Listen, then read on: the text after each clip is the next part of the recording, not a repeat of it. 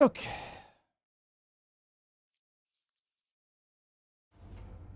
Sven here.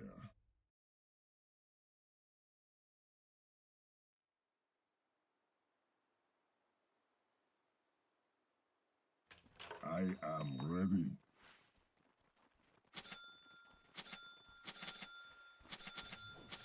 Good idea.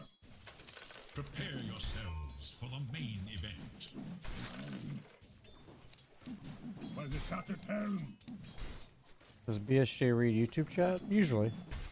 I claim the right. Die now. Never cross me. The reward of discipline. Feel my blade.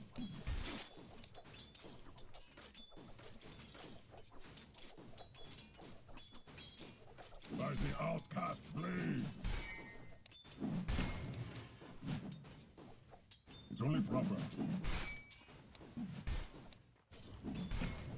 My code compels me. I'll do it. Yes. I fight.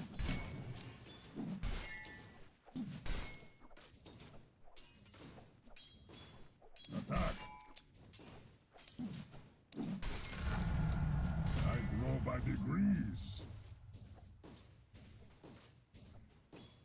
Yes, four. I can do no You think less. PL is still meta? Yeah, I think so. Very well. Of course. Run if you can. At last.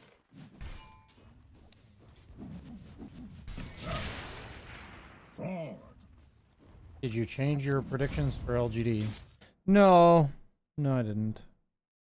I actually had moved them to the bottom before I saw Thompson added, so maybe it's worth putting them back.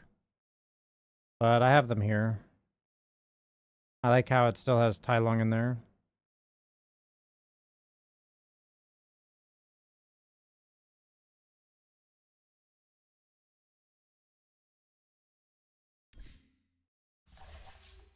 And how many roll queue game tokens do I have? 4? So wait, how does this work? If I select killing with all rolls selected, how does it work exactly?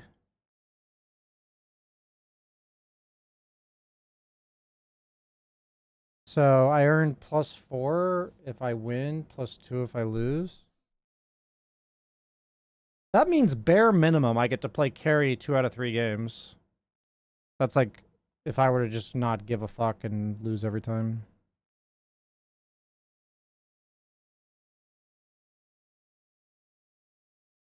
I'm not going to play... Actually, I guess I would rather have games on reserve. So maybe I win 1 or 2. I either win 1 or lose 2, and then I go back to... Yeah, I guess I would rather earn some games.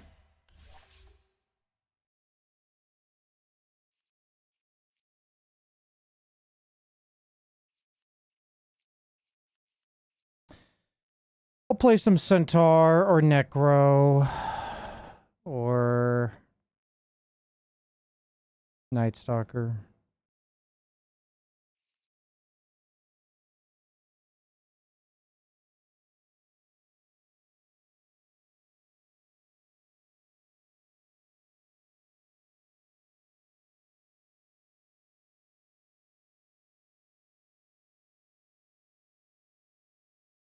What's up, Empyrean? Thanks for the kind words, sir. Boost me, bro? No.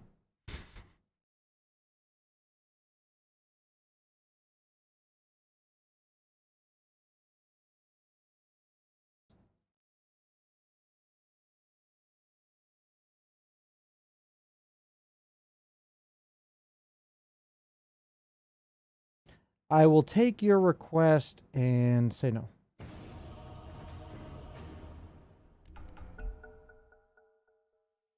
Am I going to get hard support? Am I going to get off lane? What's the role? Hard support.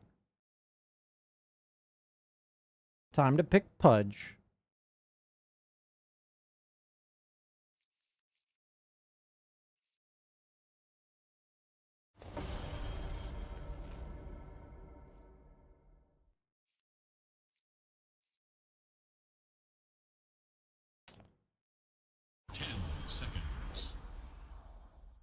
How much does headdress cost? I want to do like this.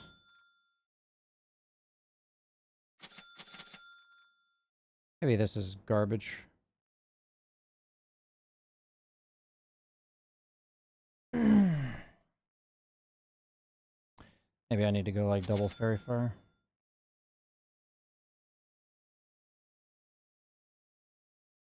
I finally hit legend and then proceed to lose 3 games in a row. It's all about the journey, my friend. All about the journey, not about the destination.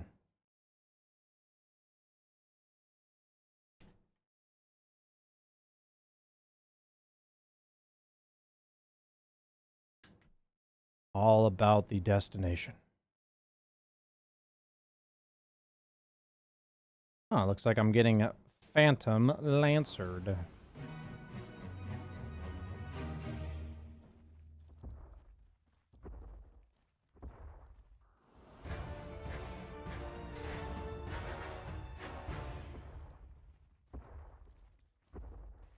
Of course. This battle is in Good our idea. bag. The time for preparation is short. Use it wisely. They look to battle. Leap forward. As you will it. On track.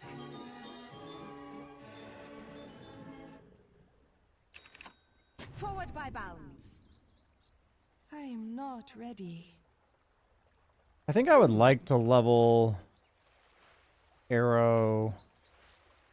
Whatever 4 I'm against, whether it's Sky or Hoodwink.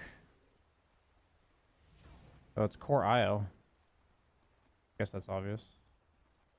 The maggots clean Not you. yet. The maggots clean you. Just 30 seconds. Since you command it. I feel like I'd We like to play ride. for the big camp. Forward, pet. Which means I want Arrow. Yes.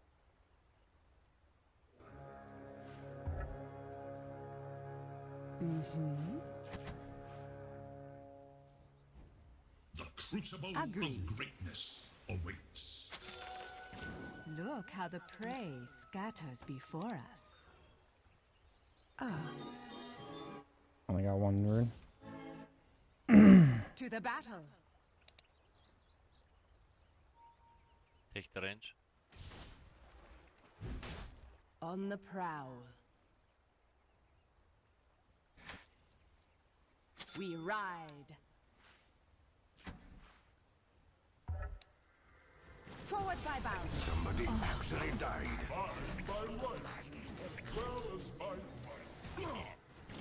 I'm under attack. On track.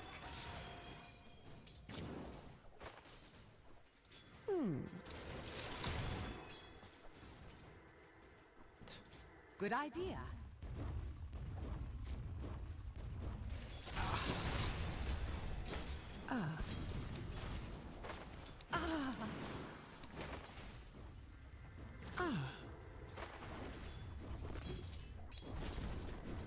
Agreed.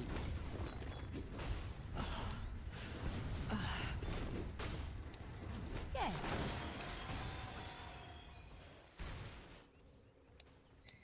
Since you command it, Radiant's courier has been Leap slain forward. in cold blood. This is just silly.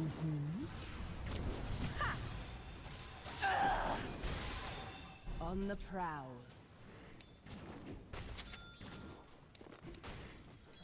idea. Of course. As you will it. Yes. Must. Nice.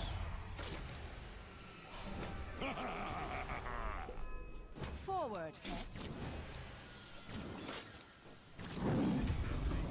Scatter while you can. To the battle.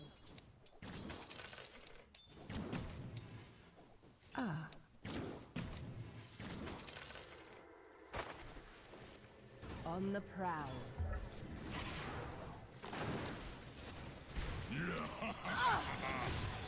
Of course. This grows interesting. Good idea. An easy shot.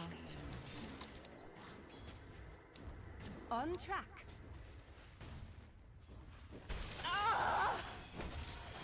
Forward by bounds. Ow.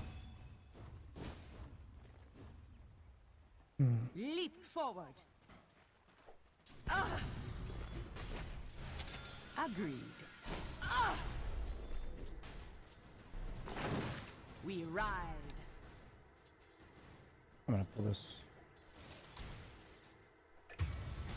The enemy attacks your middle tower. How might this rebalance? I can't really trade with Skywrath Mage, so.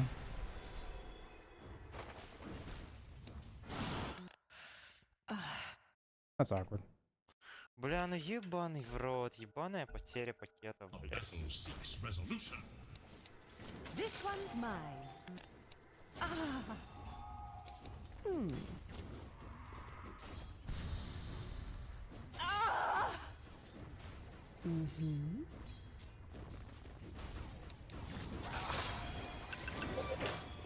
As you will it. I'm under attack. Forward, pet. Starfall. Good idea. Since you command it,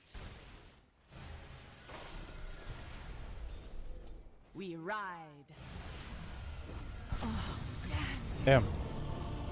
Skywrath Mage is a hero in Dota 2. Middle tower is defending itself. Wait, why is Lycan like jungling?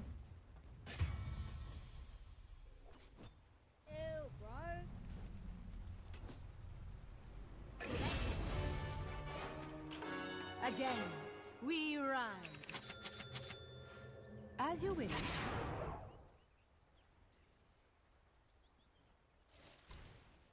Good idea. Die, Mongo. I'm pulling this. Forward, pet. Missing support, Skywrath. Pyramid.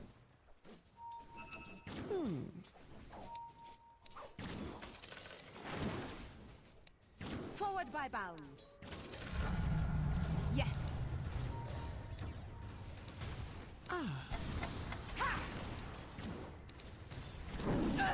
Start.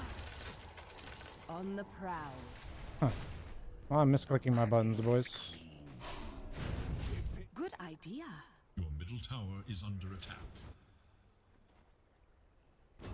On track. Your middle tower faces Since you a command terrible it. test. Radiant fortifying their structure against attack. I used arrow to kill catapult. Starfall.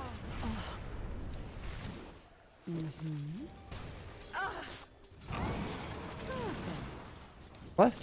I'm under attack. Hey, what? Agreed. Look to your bottom tower. Yes. I guess I'll get some XP here. Your bottom To the tower battle. is under attack. Active run you take or yes or no? Good idea. I see. You can stay middle, I go jungle. Leap forward. Forward. The pet. enemy Out of attacks my your way. bottom tower. That which protects course. also requires protection. On the prowl.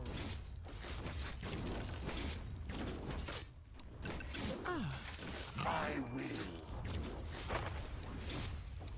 Since you command it. Yes. I don't really know what like the optimal Marana 5 build We is. ride. Agreed. My offlaner picked Forward a hero my that does not bounds. set up my stuns, so.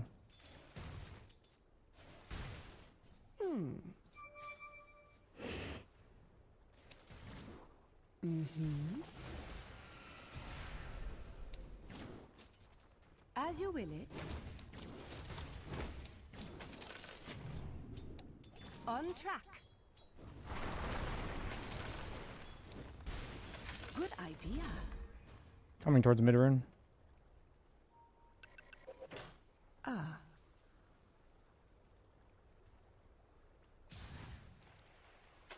To the battle. We ride.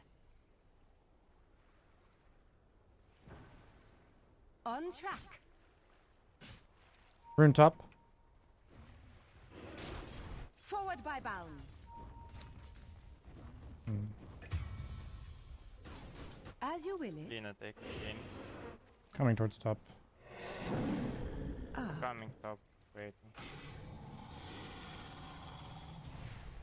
Yes. Since you command it. Start. Ally. Leap Go. forward.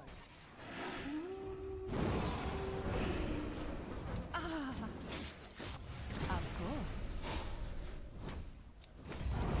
Not a penny. Nice. Good idea. To the battle. Forward, pet.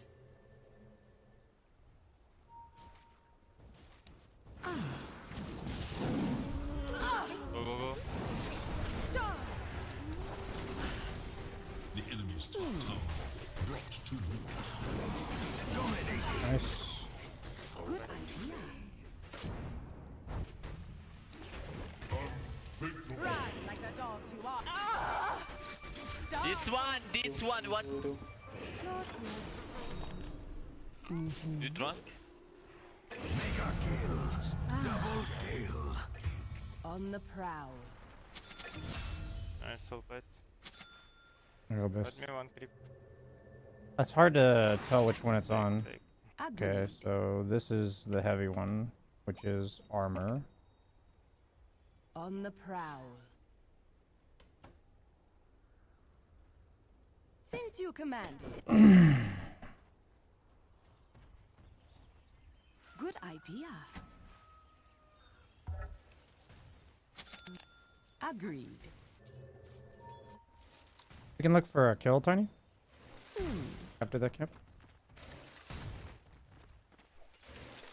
Yes.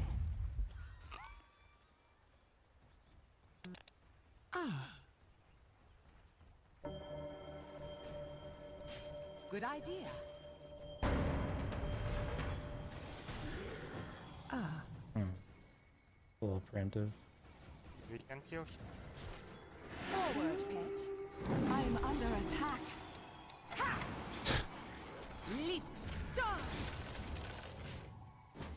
Vanish. Nice On hero. track. To the battle. At last. Okay, so Undyne's going Echo Saber. As you will it. Come to me, come to me, come to me, guys. Forward by bounds. We ride.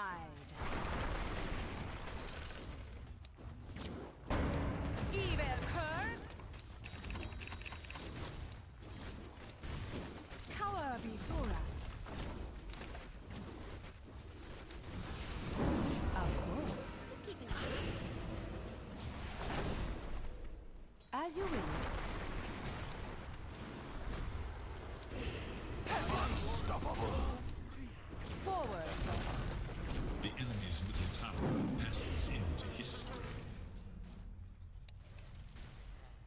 Come on, creeps. On track.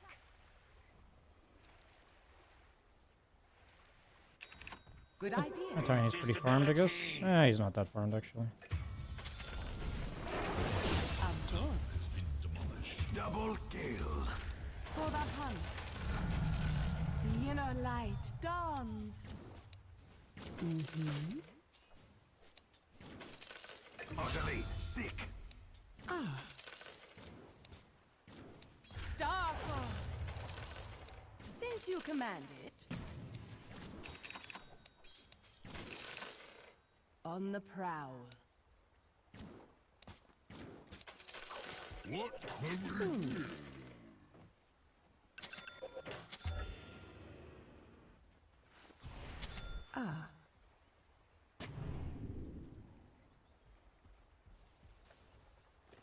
My brain's definitely like slow today. I haven't played Dota in 4 days again.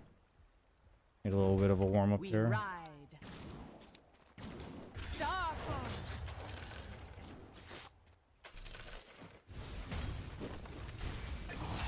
Nice. Leap forward. Master kill. Attack. Thus, you pay. Good idea. Then. Yes. Forward by bounds. To the battle. In my experience as Mirana, if I'm allowed to farm like this, we win the game. I feel like my team's not like feeding in the meantime. Wisdom? Maybe relocate to East. Yes. To Wisdom. I'm under attack.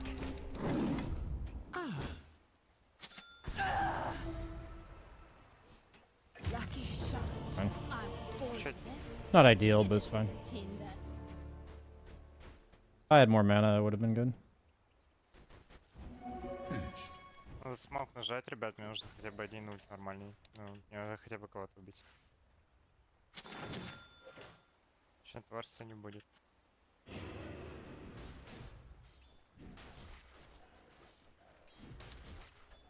Можем смог нажать? Я в топе со смоком. Leap to it. On track. I don't really see anything to do right now. We have a Zeus that needs to farm. We have a Tiny that On needs the to farm. prowl. We have a Lycan mid with no Helm of the Overlord. We need items, guys. We have a lot of items coming. Forward, pet. Sparkles like the stars. We'll have Shadowblade and Overlord around the same time. Forward by bounds. I'm not ready. As you will it.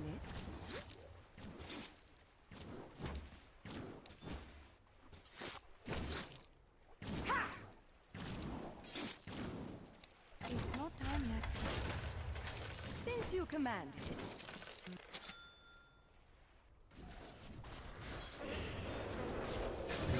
Nice. Agreed. We ride Go more. to the battle. We can use, we can kill, we can kill, we can kill, we can kill. Shadow, Easy kill. take us. Good idea. Yes. So, I'm dead. I have never found. Where'd my Lycan go? The fuck? It's Hey, what?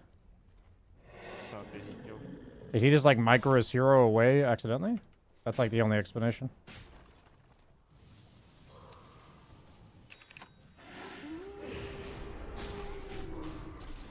Lycan? How I can help you, Mr. Bro? How? Say me, how? How? I can't help you. How? Against attack. Leap forward. Ah. Of course. I'm not ready. I'm gonna play with my Tiny. It's go time. Idea. I play around Tiny. Yes.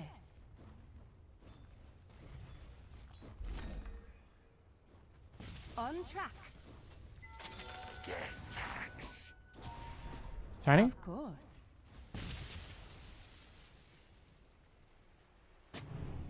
Good idea. I'm playing around Tiny, guys. We ride. Agreed. On the Starfall. I'm under attack. Hmm. To the battle. What? As you will it. The fuck? Take me. Burn Guess they have a ward there? burn. Like, the creeps followed me for no reason? I mean, they have a reason. They have a ward, I think. I think it's worth him avalanching to save his teammate. Okay, that works too, I guess. Oh, he didn't have avalanche.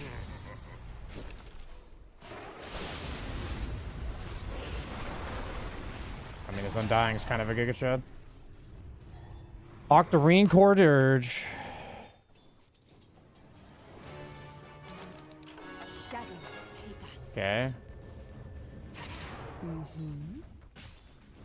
I would have appreciated Lycan going mid. Since you command it. I'm walking forward, mid. pet. Stop.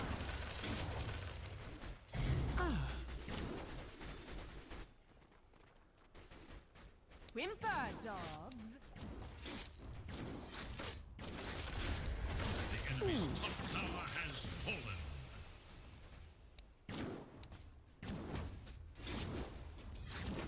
Forward by bounds.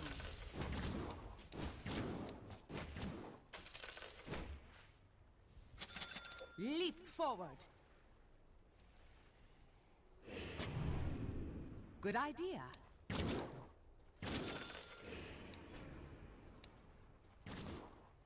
Since you command it. Agreed. My Tiny's hard to play around. Good idea.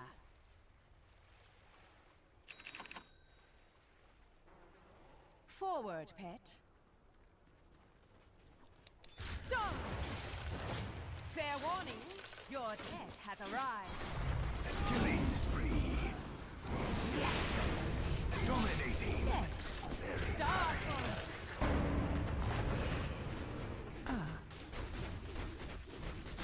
I'm under attack.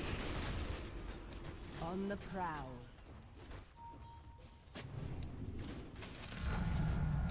Such strength 5 seconds shall be ult. ours. On track. Nice, Lycan took Tormentor. As you will it. Sanava. I used Arrow.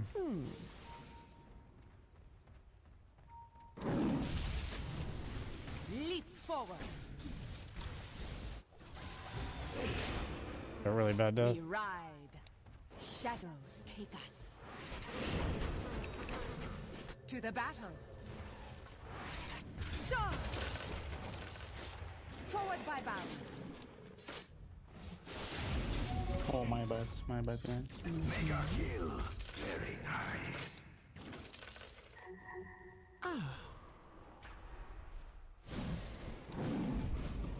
Good idea. Poor Russia. Of course.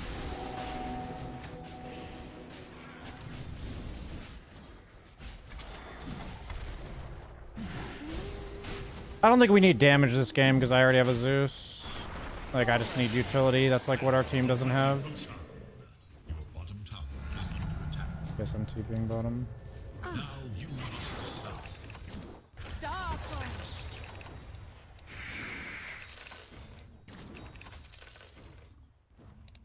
Not yet. That was a little bit like Agreed.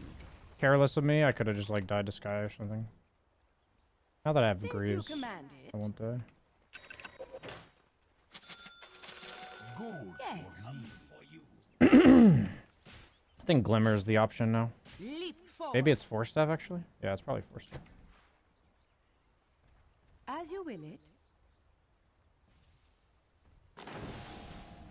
Good idea.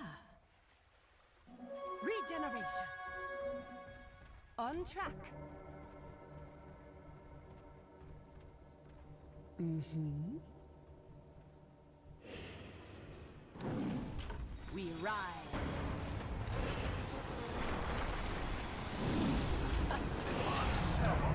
Forward by bounds.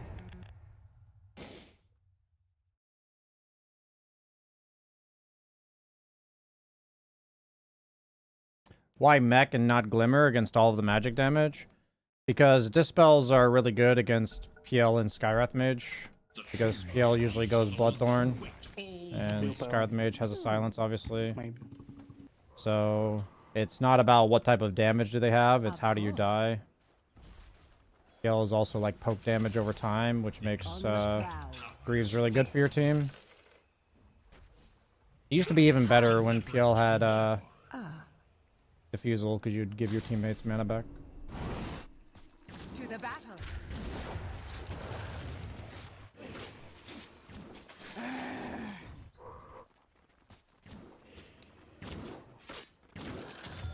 Good idea.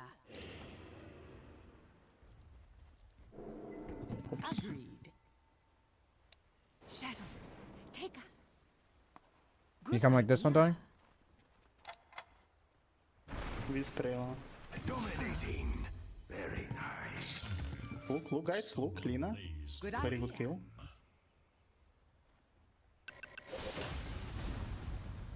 Forward by bounds.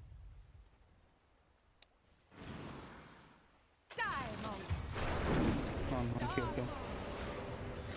Since you command. My bad. Chill.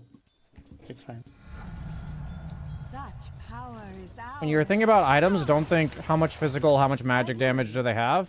Try to play out exactly what spells are casted and the way that you die, and then think about what items deal with that.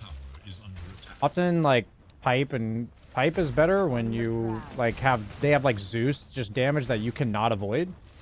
But, like, Pipe isn't very good against Skywrath Mage, because you'd rather just avoid his damage. You'd rather remove the silence and not get hit by the ult. Throw one there. Leap forward.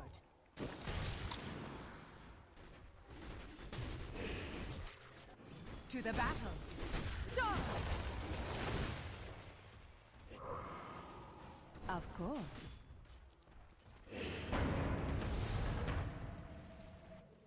We ride. Yes. Starfall. You had no place here. Unstoppable. Stop. Your bottom tower has fallen. What will be the next to fall? Since you command it.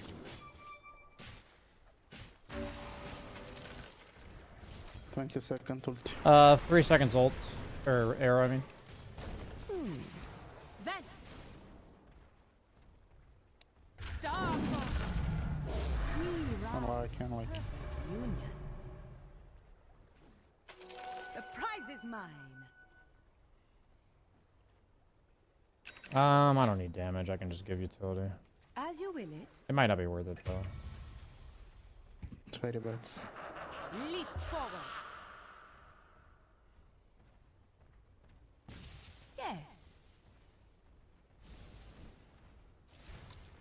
We ride. Whisper. I'm just following Tiny. Tuck your tail and run, you mutt. Yeah, they're all in base. I was about to say that was a Lycan ulti, what? There was a wolf bite. Good idea. Oh, we have Lycan Tiny, fucking LGD TI 10 or whatever. On the prowl. Diamond. I'm under attack. Starfall. Wait, names.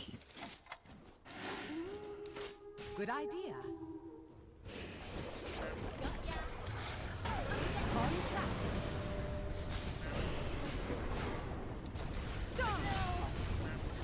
Where am I? There we go. Thought I got tossed for some reason.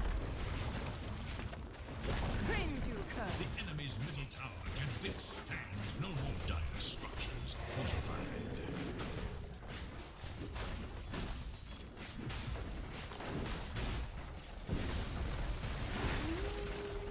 The enemy's middle barracks has fallen. The enemy's middle barracks crumble.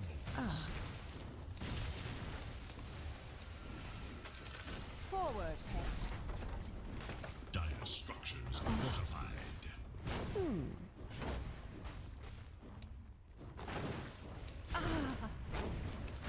Good idea. The enemy's top tower falls to oblivion. To the battle.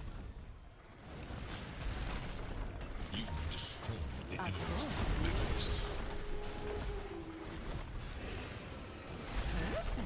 The enemy's Stop. top barracks Rain crumbles. down on mine enemy. A decisive Forward by bound. victory. On the prowl. Good idea.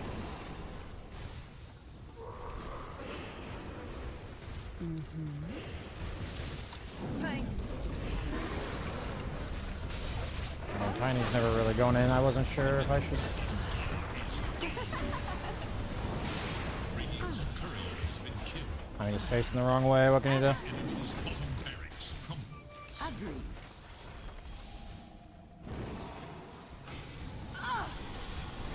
As you will. Tiny doesn't really want to stun.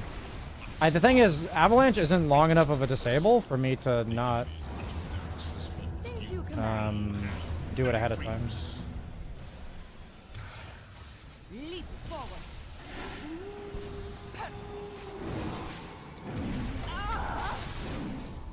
We ride.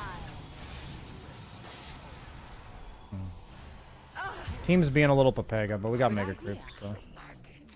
Stop. Forward by bound. Dire's courier has been killed.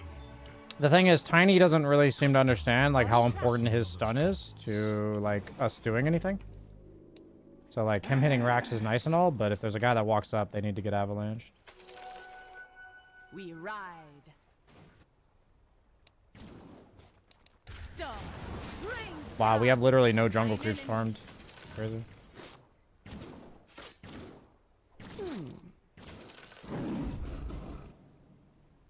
Starfall. For the hunt. To the battle. Illusion! Stop. Of course.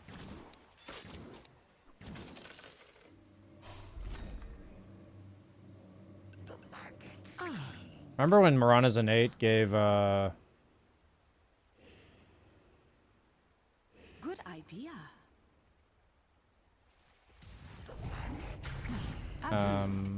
Lotus like effectiveness? Die, Mongrel. I could have hit your shot. Stop. Leap forward.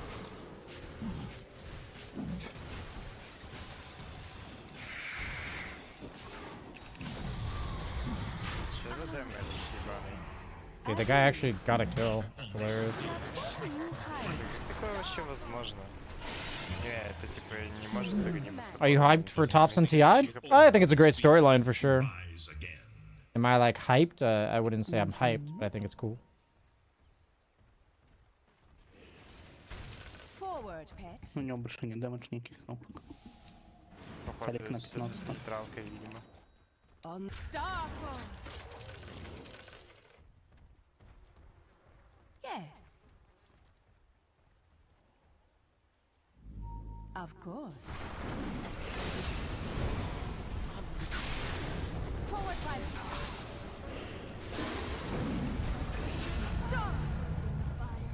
I have drums. Unused drums, Omega lol.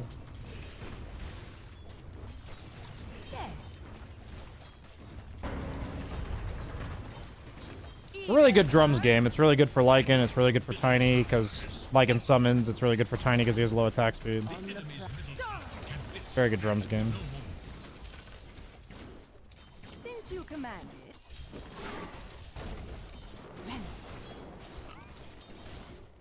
Victory goes to the Radiant. Watching BSJ support makes me want to quit Dota and start playing Warzone every other Friday night for 30 minutes. I feel like there's a lot of potential, like, meaning by that. And I have absolutely no idea of, like, what direction that's going.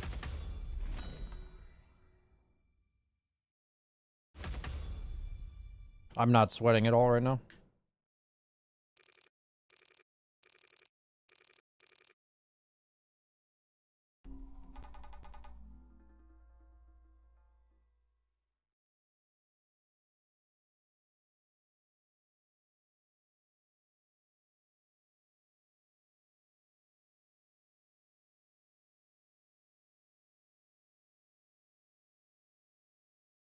But you could Glimmer and the ult won't do anything? I mean, Skywrath ulti does way more than, what, 300 damage of Glimmer or whatever? Or 300 shield?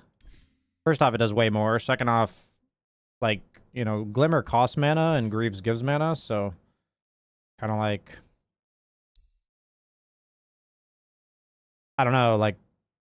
I guess my response is that if you think the optimal item to not die that game is Glimmer, then I understand. Like, I think it makes sense. I just...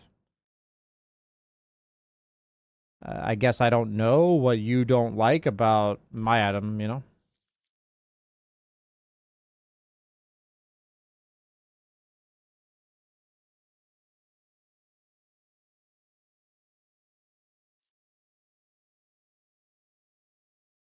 Lot to unpack there, for sure.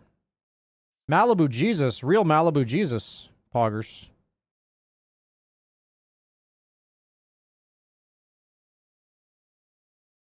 BSJ is using map mods like change map to ice and weather can get banned. I don't really fuck around with mods, so I actually don't know. I don't know if there's anything in like tournament rules or Valve TOS or something. I don't know.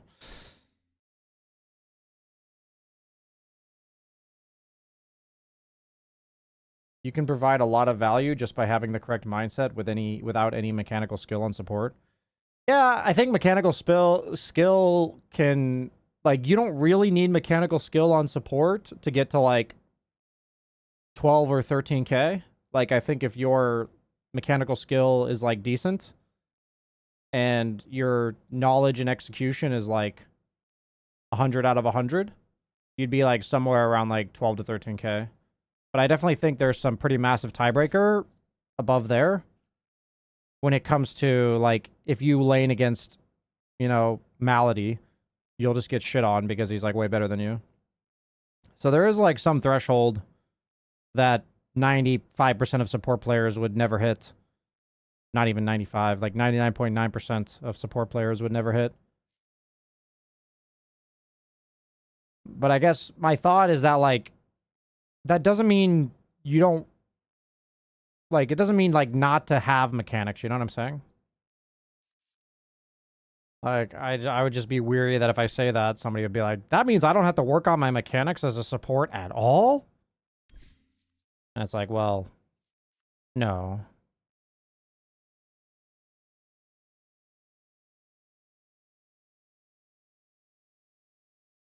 Have you considered PL distillery against PL since it reveals the real hero? First off, I didn't know that. How does it reveal the real hero?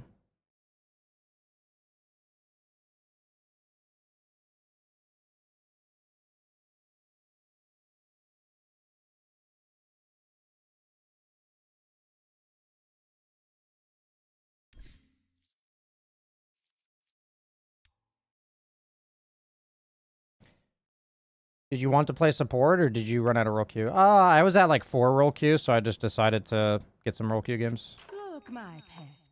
Pray. Yes. Prepare for I'm battle. not ready.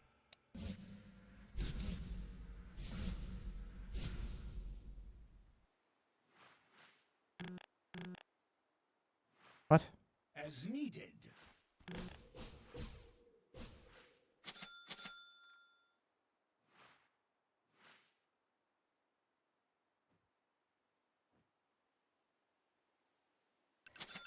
My brain feels pretty slow right now, so that is what it is. We shall I'll never bow. first time. Let our great Forward. begin. Leap to it.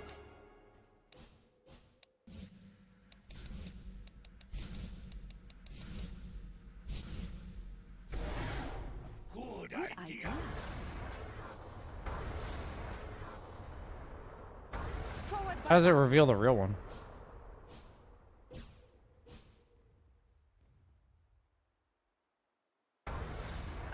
Oh, like it chooses the real one there? Is this the real one? No, it shows a random one. How does it reveal the real one?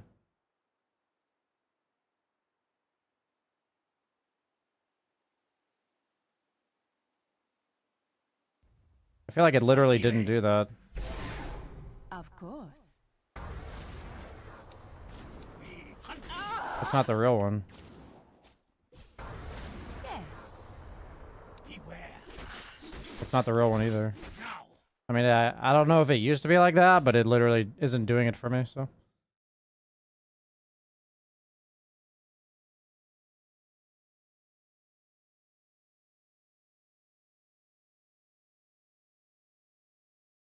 Oh yeah, I want to see what happened to Lycan there.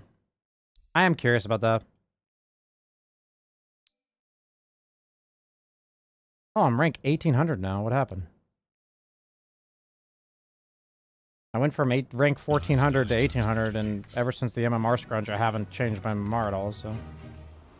That's interesting. Maybe people have been climbing or whatever? Should be like somewhere around here, I think. It was Undying's first death.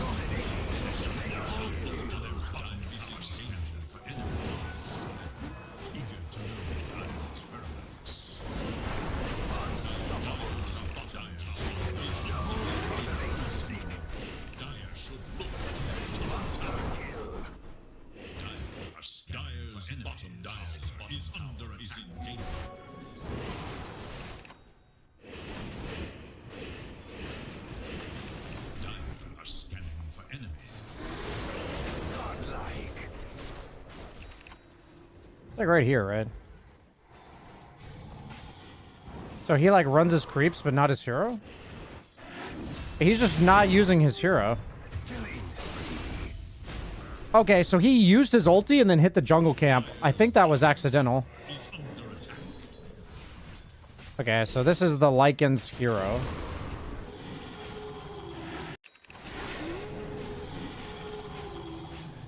I think this is unintentional. I think he's trying to leave the camp. He's just not very good at microing. So yeah, he just spent most of his ulti hitting a jungle camp on accident, it looks like.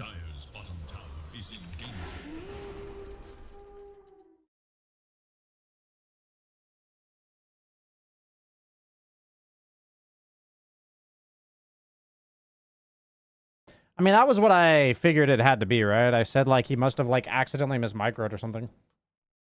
I couldn't think of any other reason why he would do that. So it looks like that was the case.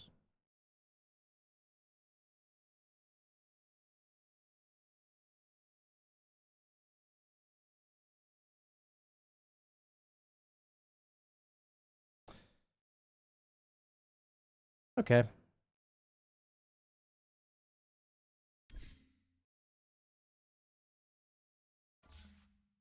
My brain kind of... Man, I've had some pretty mentally exhausting days recently.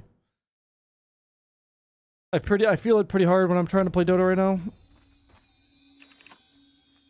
I feel it pretty fucking hard right now.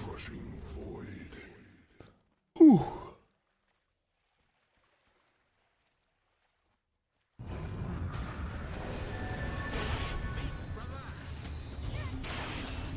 Is Slark still pickable? I don't think he's a very great hero. I don't really like the word pickable because it's like I think 99% of heroes in Dota are pickable. So I guess it depends on what you're asking. Is he like super meta? It's like no, he's not. Is he pickable? Sure. I mean, if I go on Dota buff, I would say any hero that you're not a specialist on that has lower than 45% win rate, I wouldn't recommend picking.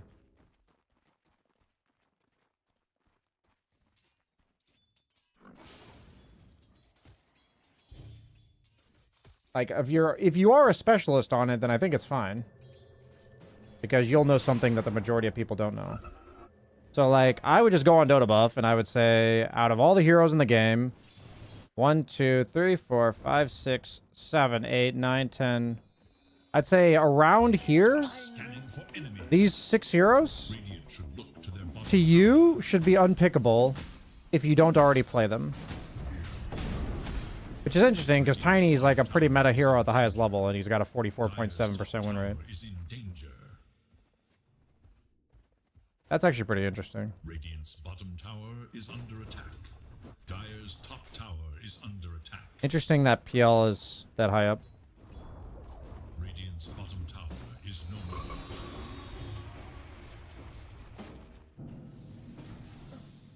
That does track with my experience of the meta right now. Like, I honestly don't think PL is like that great in terms of his as a hero, but I feel like he kind of like gets away with murder. Wow, this hero actually only has a 51% win rate. That's crazy. For Necro, that's like a crazy low win rate. Like, I feel like historically, Necro has like always had a really high win rate.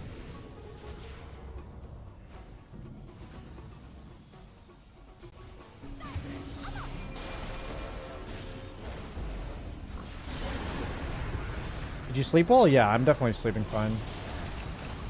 It has nothing to do with my sleep. I've had like a lot of exhausting conversations in the last like 4 days.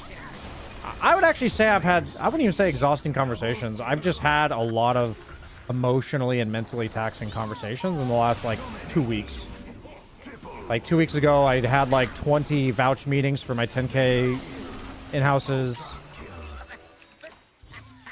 This last few weeks, this last few days, I've been spending a lot of time thinking about how to proceed with my YouTube memberships. And, yeah, there's just been, like, a lot of conversations. Oh, and then I had the, like, data leak thing last week. That basically required me to spend, like, 8 or 9 hours investigating and understanding what happened and emailing people and stuff. Yeah, I've just had, like, a lot going on. And I just noticed it in my game today. Like, I was like, holy shit, I'm just, like, mentally fucking drained as fuck. Ooh. I think it's kind of like, you don't really know you're for sure physically exhausted until you, like, go to the gym and you, like, try to work out. And then it's just, like, you just can't lift weights that you normally can. It's like, I guess I don't fully understand how mentally exhausted I am until I play a game of Dota, because then, like, I'm just seeing, like, oh, I could usually think more clearly about this scenario. Very more clearly. That's good English right there.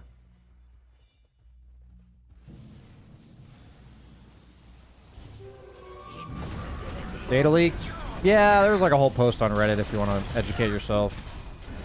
I mean, I don't necessarily think the Reddit post is particularly accurate about what happened, but there's a lot of information there.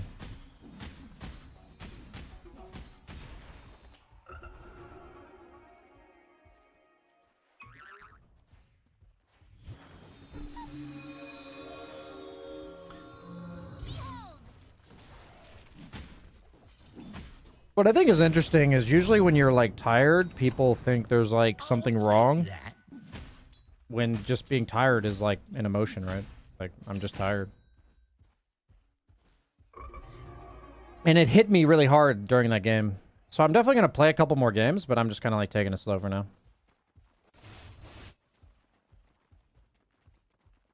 Please bring back free coaching videos. In general, my coaching sessions will probably not be free again, but there will be coaching sessions that I decide to upload to my main YouTube channel.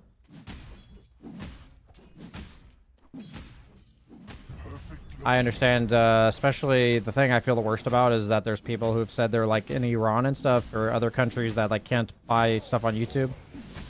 I looked into it, and for now it doesn't seem like there's really much I can do about it.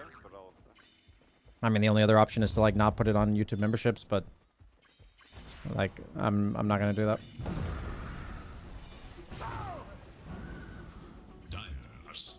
Coaching session? I do have a coaching session today, actually.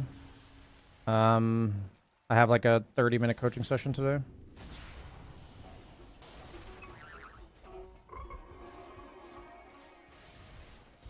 Let me actually check something real quick. Just making sure I'm not like sharing my screen. Okay. I made a post to my in-houses about how many people we got. 1, 2, 3, 4, 5, 6, 7, 8, 9, 10. Okay, we got enough people.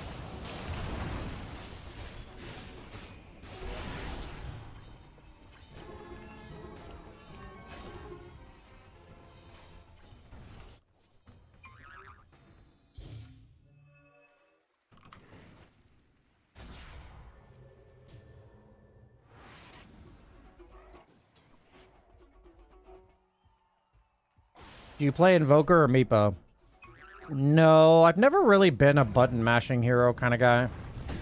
Like, it's interesting because there's like players who really like going in depth about one hero. I like going really in depth about like the game as a whole. I don't know. It's like never been my playstyle to like want to play heroes that are like super unique and super. I mean, like every hero in Dota is unique to some extent, right? But I'm saying that like the only relevant skill you get on Invoker is to play Invoker like 300 times. But like if I practice playing carry, like I'll be a pretty decent Sven regardless. You know what I mean? Radiant's top tower is under attack. Like the knowledge of how to play Sven is more about the conceptual knowledge of the game. Like that's what I enjoy. Like it's kind of like I think it's like the same appeal to be like a Super Smash Bros. Melee or like Street Fighter kind of player. It's like you want to push a bunch of buttons in the right order at the right time in order to like win the game. It's like never really been my style ever.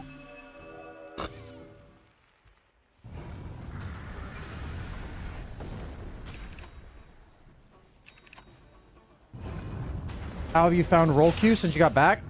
I mean, overall, it's a much better experience because I get to kind of have I have a lot more agency about what role I'm gonna play. Like today, I consciously chose I'm gonna roll queue or I'm gonna queue all roles a couple times, and that's like the equivalent of me saying, okay, it's fine that I don't play carry today. But then there's days where I'm like, I want to play carry today, and I get to play carry every game.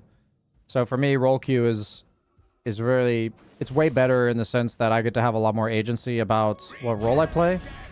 I think pub environment's still pretty unenjoyable generally, but I'd say moving from a mortal draft to roll queue has addressed maybe 30% of the problem.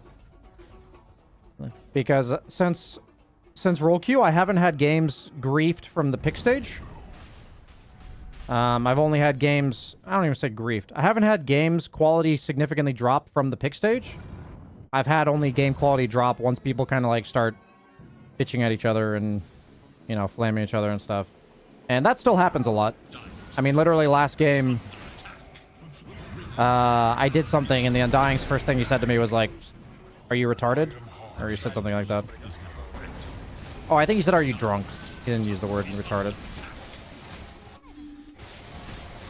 I think he said, are you drunk or something? And I don't know, there's like something about playing a game of Dota and you're just like pushing buttons and having a guy randomly say to you, what are you, drunk? It's just really annoying, you know? It's like, I'm sure in his head he's like, oh, it's all fun or whatever. I just want to casually flame this guy. But for me, it's like not funny and I just don't really care to hear it. And that's like the kind of stuff I hear a lot in my pubs. Those people just aren't really fun to play with. So usually now I'm just kind of trying to be conscious about like how I respond to that kind of stuff. Some days maybe I'll respond to it, but the majority of days I think I just won't. Monster kill. Double kill. Generally speaking, I'd rather just not to talk to somebody who talks like that.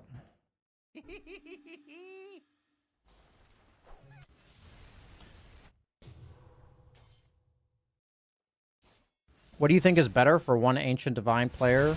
Playing always the meta heroes or spamming the same 5 heroes? It depends on what your goals are. If your goal is to gain MMR in the short term, then playing the meta heroes is probably the best. If your goal is to like improve over the long term and gain understanding of the game and you know, vie for overall growth, then I would say some balance of, you know, having a pool of heroes that you specialize in and then maybe occasionally learning a new hero is somewhere around there. Radiant's top tower is under attack. Whenever people ask that type of question, I think the most important thing to ask is what's your goal, you know? Dire are scanning for enemies. Radiant's top Wasn't trying to pick on your build. I hope you didn't take it the wrong way. I guess what I'm trying to say is that...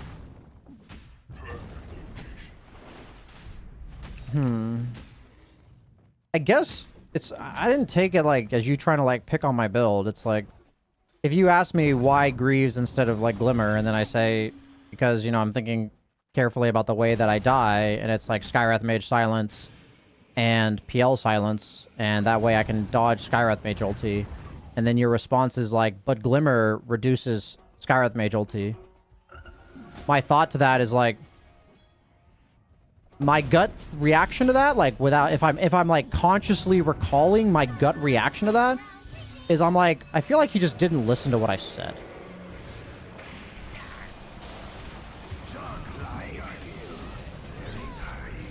Like, my gut reaction is like, I don't think he really listened. And then I'm like, I don't really know what he was hearing when I said it. You know what I mean? So, I don't think it's anything about, like, the way I took it. It's kind of like, I just had this feeling that you didn't really listen to what I said, so... I'm kind of, like, at a loss for words in terms of, like, well, I don't really know where to go from here. I mean, I can go to, like, hey, what did you hear me say? Like, I will queue again. Radiant's middle tower is under attack.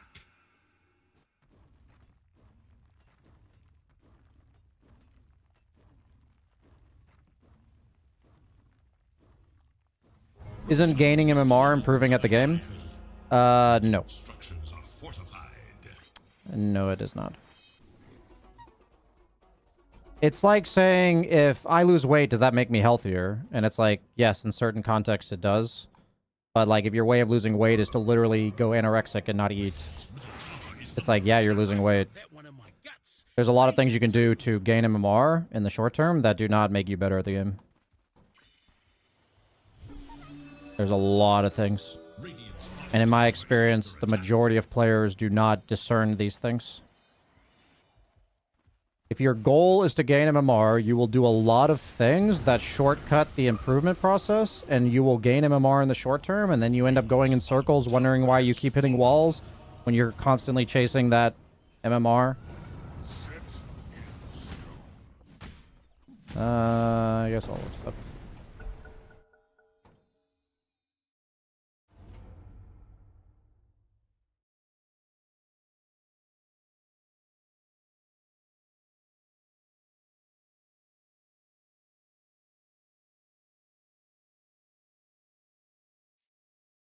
A lot of people are like that. Indeed. That's why I say the biggest mistake any Dota player can make is playing to win.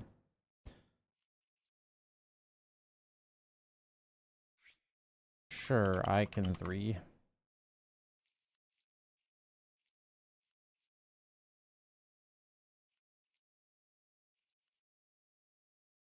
Neither of my supports offers a stun. I mean, Wyvern's like a soft stun. Meaning, like, it's like a teamfight stun, but it's not like a pick-off stun.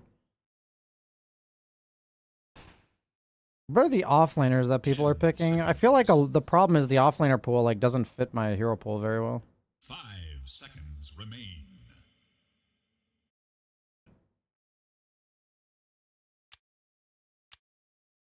Make your choice. Invoker.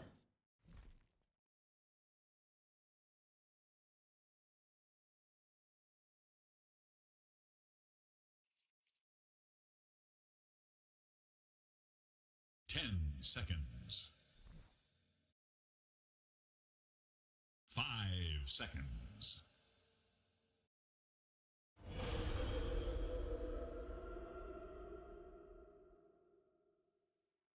Would climbing without spamming OP heroes be considered improving then? If you are gradually improving over the course of time, it's kind of like if you lose 1 pound or 1 kilo a month for 12 months in a row, you're probably doing something right. That's like helping you, and you probably are gaining important knowledge or understanding or skills or whatever. And so if you're slowly over time gaining MMR, it's for sure an indication that you are improving. Like, the thing is that MMR is a point of feedback over a long period of time. Is that how the majority of players look at it? In my experience, no. Like, what percentage of Dota players focus on their daily swings of MMR? Like, how many Dota players are, like, significantly affected by losing 6 games in one day? Because, like, if you care about improvement and getting better, like, that's what you actually care about, you would know that losing 6 games does not make you instantly worse today. Like, your overall skill at the game is not any lower than it was yesterday. Prepare for battle.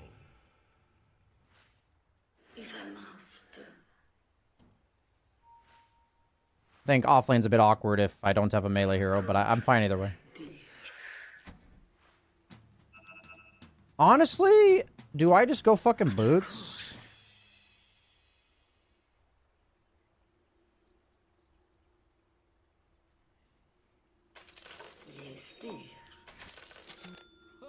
You found me. I'm going boots. It's not time yet. Of course, my dear. You've had big unlock epiphanies? Isn't that kind of how life works as well? I've had that too, but like, for me, I used to think, oh, that's like crazy. Sometimes I just gain like 1,000 MMR in like a month. But that's because I only do that when I'm not thinking about MMR. And I just like have some realization that suddenly connects the dots. And like, there's like this X percentage of situations and games where I'm like winning instead of losing now. You know what I mean? Yes. I'm against SF Clock, so that's why I'm going, I might even be Marcy Clock. It's probably SF Clock, though. And I just think boots are really good against triple raise and So it would clockwork. seem. This obvious well for many days. Why not? I'll buy a couple branches with the first courier usage. But of course. Yes. Most certainly. Of course, my dear. It is foretold. What a little day. Yes. I'm under attack. I should say so. But of course. Yes.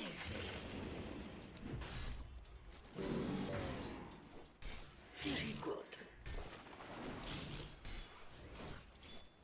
Yeah, like, boots are just way better against clockwork than any amount of stats. Oh, you got me with that. Most certainly.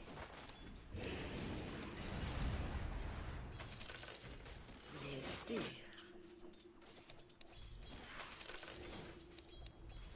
Why not?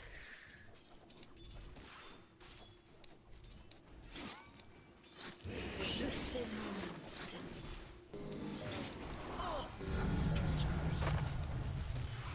No, no. Fortune. Very well.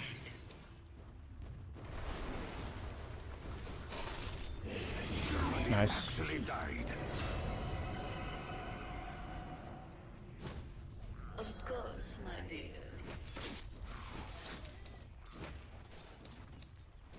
If I must, I knew that fucking Tombstone zombie was gonna take it. Tombstone's like really annoying when it comes to trying to CS through it. of course, my dear.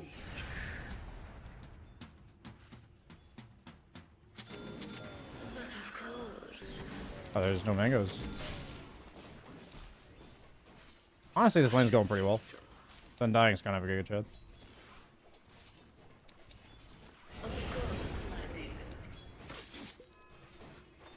Honestly, it looked like these trees weren't there.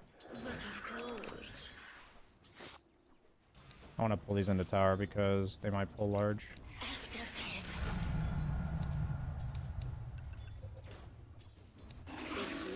If is a gift. Okay. It is foretold. Yeah, okay. Oh, that sucks. That's what I mean by my brain's just like slow today. Radiant's courier has been slain in cold. I'm like, oh, there's just no items in my inventory. So it would seem.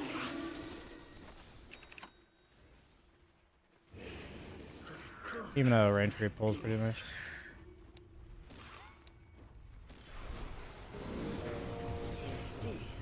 I don't really like this play. The enemy attacks your top tower.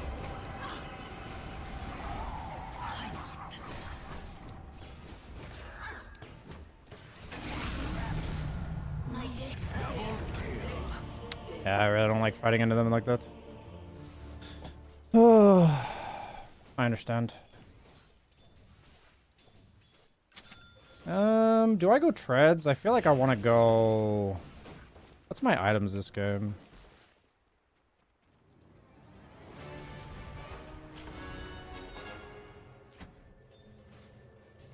Very well. Actually, don't... I didn't really think about what my items are this game. A nice little pot. Killing spree. This Undying's, Okay, I kind of spoke too soon that he was a Giga Chad. Most certainly.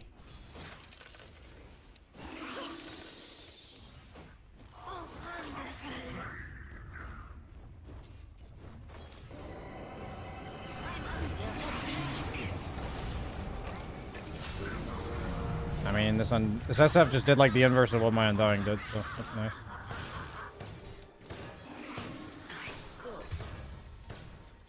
My pathing was really bad there. But of course. Such a death should be Honestly, in these like kind of like slightly lower MMR games, I feel like it's all about just being patient and kind of letting people overextend in like whatever direction and just acknowledging. Like I literally have to be able to look at what my Undying's doing and be like, I don't really want to do that, and then just like not do that. Yes.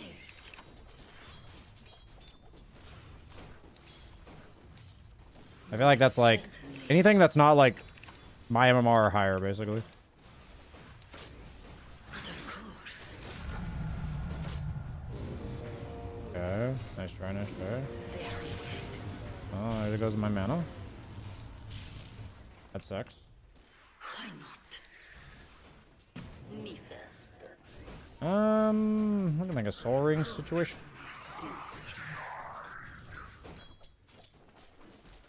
Hawk might go mid. It is foretold. I have to go base after this wave. Yes, dear. I'm gonna go base. If I must. I wanna be fight ready for the Wisdom Shrine. Of course, my dear. So it would seem. SF might invade a Wisdom Shrine. I can probably kill him if I could help. If he goes. Of course, my dear.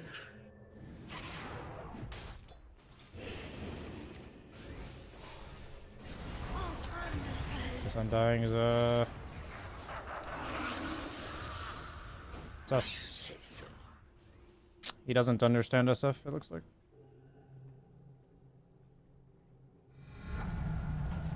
So it would seem.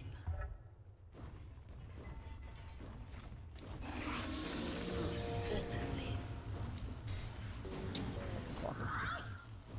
Honestly, Clockwork is like, do you feel like playing dodgeball, but the opponent doesn't get the chance to throw it back at you? If that's the case, you can play Clockwork. Very well.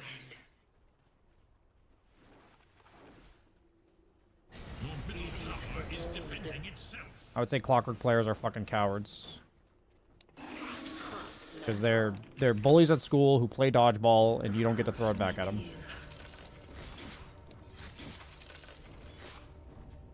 But of course. I can come back towards mid.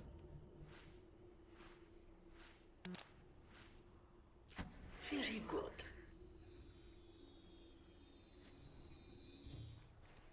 Yes.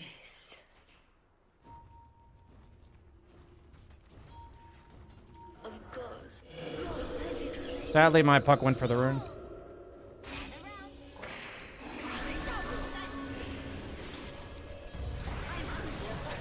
Nice. I understand wanting to go for the rune as a mid, but like there was a very small window to go on Invoker there, and like we had to take it. His courier has been killed. Cut down in service of another's cause. Look to your bottom tower. Yes, profit and loss. Yes. So I need to actually go get the mana regen if I want it. Harvest all my beautiful. That was a really good rotation. Like, to get BDP and, like, get the mid lane tower like that. And, like, just go back to farming. It's, like, the dream.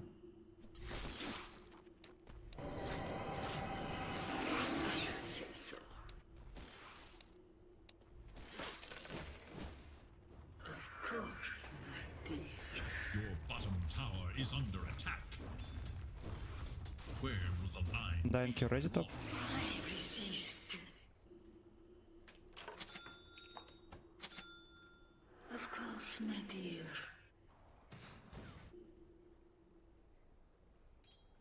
Yes.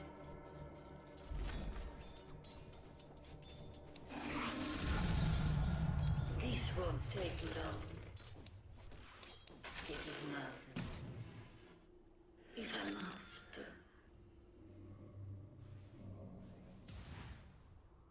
I go.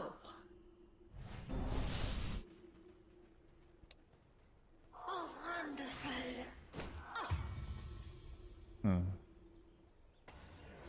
But of course, Oh, he killed that before I could.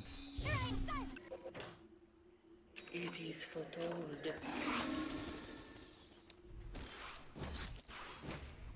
But of course.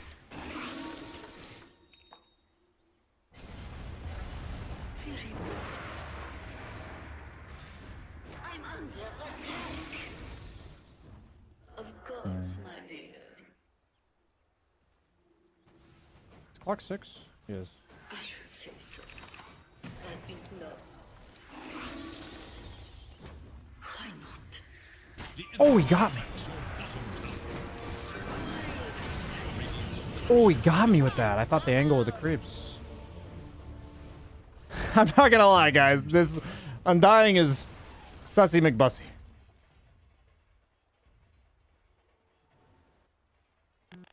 I don't think there was much that could be done there. I disagree. I'm gonna mute this guy. I think his communication's pretty useless. Your bottom tower is under I wanna come top and bully this Marcy lone druid. fortified their structures against attack. The enemy attacks your bottom tower. Influence is a gift. Very well. Your middle tower faces a terrible certainly. test. Go, my sweet sisters. Go. Enough out of you. Fine. Yes. Your bottom tower. Your bottom tower is fallen. So it would seem. Some sacrifices must be made. Your bottom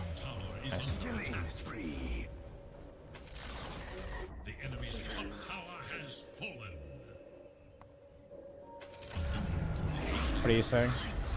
Not sure what you're picking.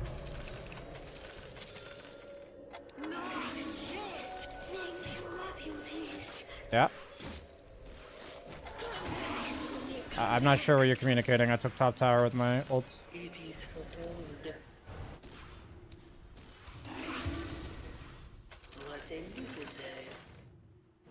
But of course, Raps. I go. So it would seem enough out of you.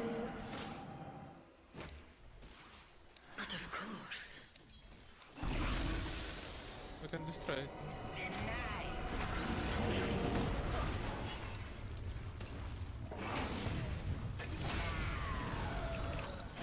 Oh, I didn't get the mid tower? Oh, you don't get this. Back. Marcy mid too, maybe. Has been destroyed. Can TP if they go.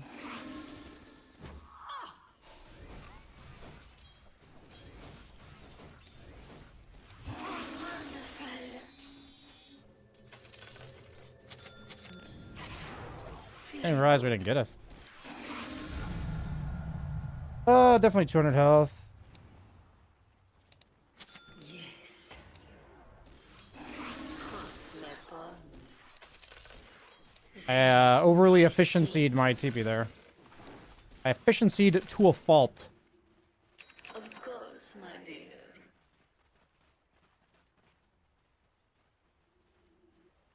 Yes, dear.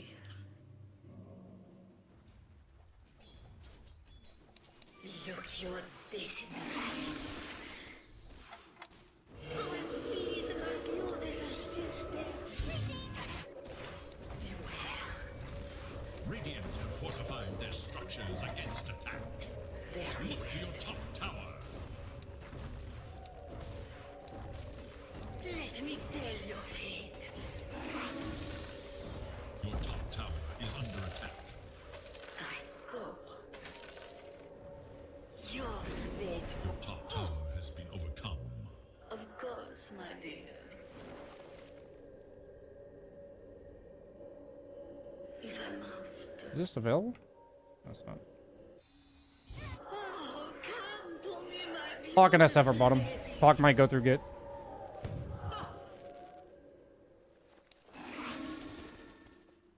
I'm gonna mute this Marana. His communication's pretty useless as well. He's probably muted, it seems like. Of course, my dear.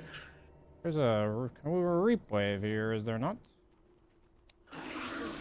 There you go. Yeah.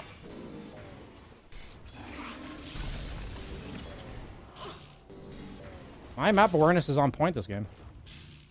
Not yet. Even the time I died, I almost survived because I was aware that he was there. Radiant's courier has been killed.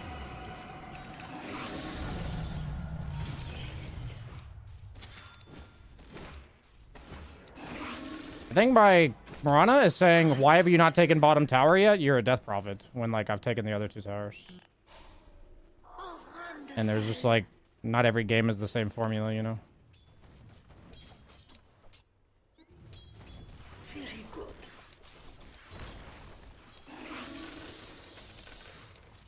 Very well. I'm not ready. It is foretold. Your middle tower is under attack. Say so. Sparks that may blaze into a skirmish. So it would seem. Coming? But of course.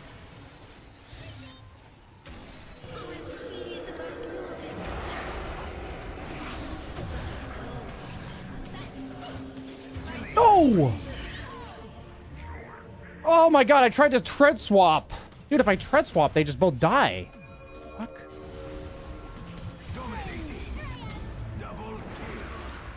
Fucking A, if I tread swap, they both die. Wait, what? Okay, this guy's actually throwing. Actually throwing.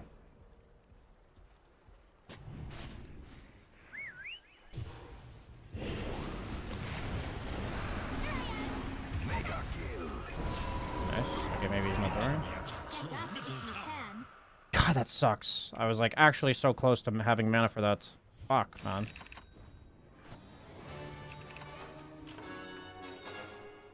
That was one tread swap away from getting a double kill, I think.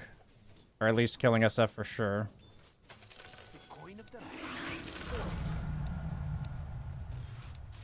I panicked. I thought I had tread swapped properly and I messed it up. Face your fate. It's like one of those where I wasn't expecting not to have mana. Okay. Clockwork hook he used. Very good. Weird.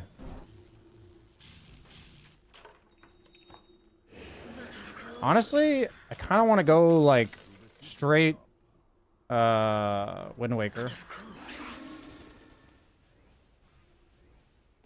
I'm under attack. Oh, Can I like move? What is this? Pathing in Dota can be ugly sometimes. yes, dear. It's not time yet. Attack. Okay, Lone Druid's very farmed.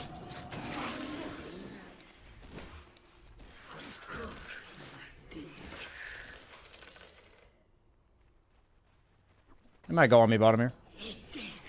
Looks soon on me. This won't take long. Do I go Octarine? I think I go Octarine first. Of course, my dear. Your middle tower faces a terrible test. If I must. It's not time yet. Your middle tower is under attack.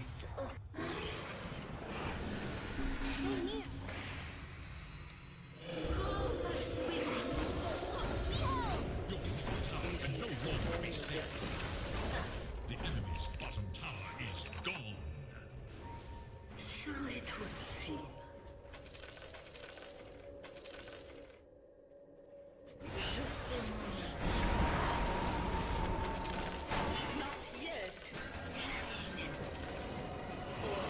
No fucking way.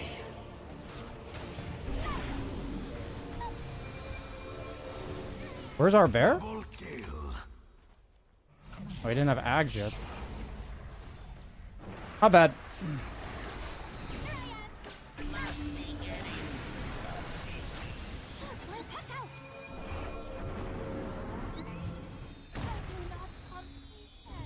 SF's literally just chunking me.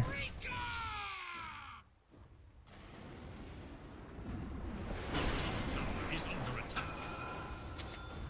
Dire structures are fortified. SF be chonking.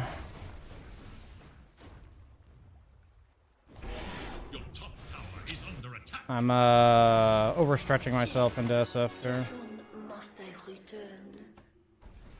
He's kind of just hitting me. Say so. Your top tower I is will go Shiva's, Octarine, Wind Waker. Very good. I might need a BKB. It's like a weird game though, because like if I buy BKB, I kind of just like die to SF.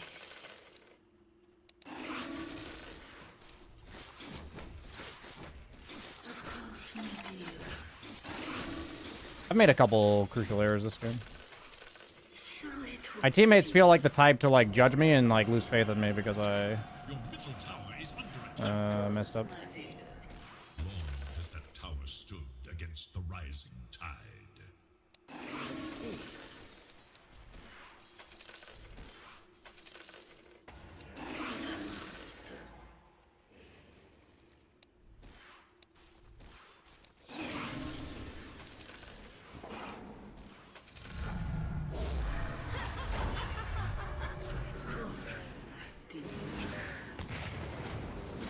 Killing spree. Go, my little ladies.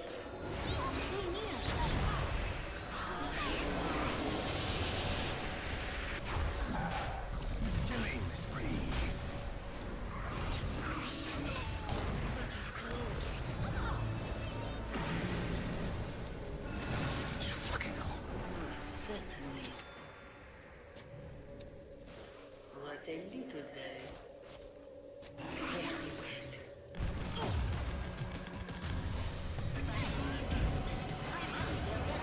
well. Roshan has fallen to the Radiant.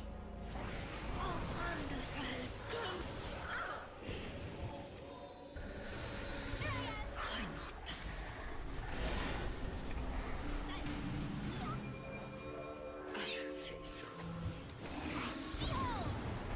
Dominating.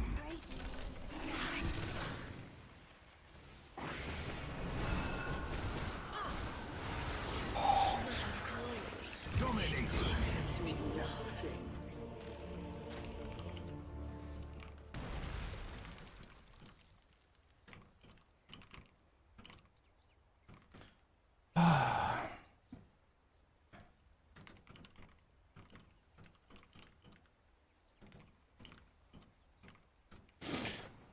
Your middle tower is under attack.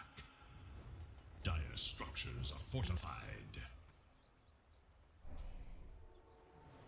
Your middle tower is under attack. That which protects also requires protection. Your middle tower has fallen. I think we're just playing our draft incorrectly. Did not care to hear my prophecies. Of course, my I need I think Ghost Scepter as well. most certainly. I would like look at their draft and think that the majority of damage I'm taking is magical at this stage of the game. Like I think later it'd be physical, but honestly I'm like kind of surprised that it's mainly physical. Yes. I can't really walk out there. SF could easily be there. But of course. Somewhere, someone I think lays blame. this game is really hard. But I think that doesn't matter, and I should ask myself what I want to do next. I think getting my Shivas is important. Your bottom tower is under attack.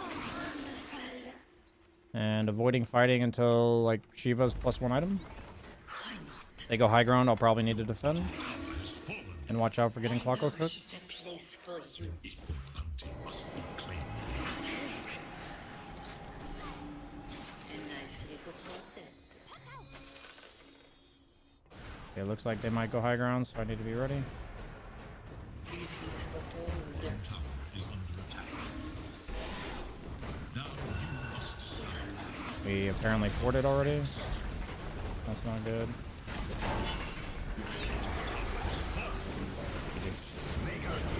I should have just bought a Ghost Scepter. Barracks are under attack. I should have just bought a Ghost Scepter. At the stage of the game we were in, I thought Shiva's was enough to tank through it, but after my 2 deaths, instead of responding with Shiva, like I could have not had those 2 deaths and gone Shiva's, but because I had the deaths, I can no longer look to mitigate his damage. I'll just die to it anyway. Is now active. So that sucks. Your middle tower is under attack. Maybe I sell the Soul Ring and finish the Shivas or something. Not that it really matters, I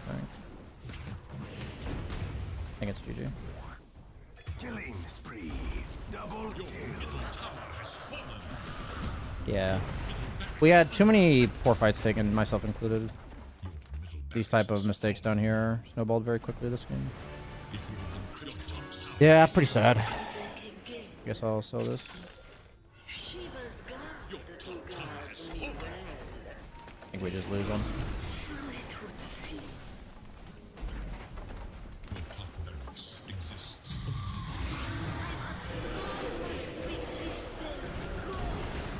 Oh. Sadly, we had no saves. Oh, wait, we have a wind waker on somebody. Wait, what? Oh, he yules me on the enemy. Like somebody on the enemy team yules me? Who yules me? Or did I get tornadoed? What happened there, actually? This game's, I don't think there's too much to think about this game. Your middle tower is under attack. I think we had Lone Druid So we needed to farm for 25 minutes. Your middle tower has fallen. We got baited into a few too many over-aggressive plays. There was one play that I think was actually properly aggressive, but I mistoggled my treads, and then they killed me instead. And then it snowballed very quickly, and we lost.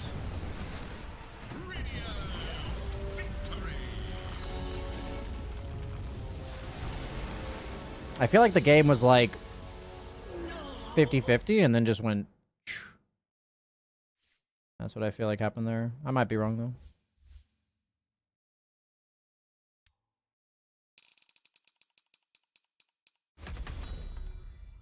I have a feeling that's what the graph will say, but I might be wrong. Oh, it was actually more of a slow trickle in the wrong direction. Interesting. The game is saying that from here until here, we just slowly lost. That's actually the complete opposite of what I thought I would see.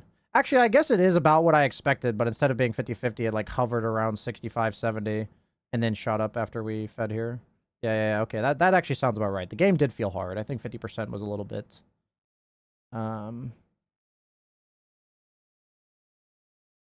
over optimistic, I guess.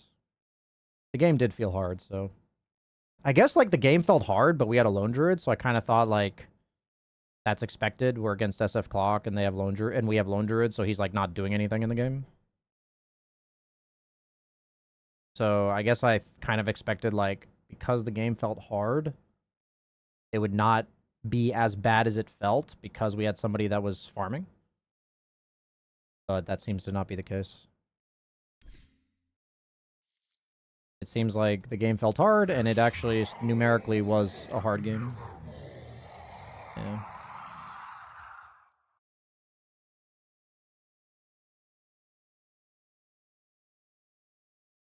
Did I use my candy work? I used like 4 of them last week. I might have a few more. Where's candy works? I've got a couple. Yeah. Yeah. Nice. I got a clockwork watcher. Fuck yeah.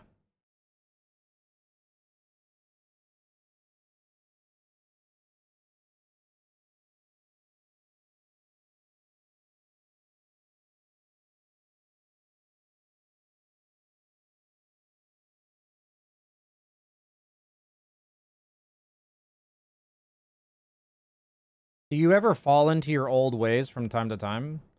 That's kind of how it is, right? Is like, if I was this way, like if that was kind of like my way of living, then as I'm like learning and growing or whatever, I'm going to overwrite the percentage of like, say in 100% of situations, I tilted. As I learn and grow, there's going to be lessons I learned that apply to some of those situations. So, like, you know, then, like, a year later, I'll tilt in, like, 80% of those situations instead of 100%. And then, so I think I'm somewhere around probably, like, 30% out of 100. Like, if 100 was as bad as I was, I feel like I'm at 30% of situations. And it's also not, like, black and white in terms of you either tilt or you don't. I feel like it's not only... if you tilt, but it's also like what you do when you tilt. I think that I tilt still about 30% of the time, but I think that the way that I conduct myself and handle it when I tilt is like better than it used to be. So I guess like overall, you know, I think things are much better, but you know, I'm not going to act like I never, like, it's not like my mindset is 100% rock solid, always perfect or whatever, you know?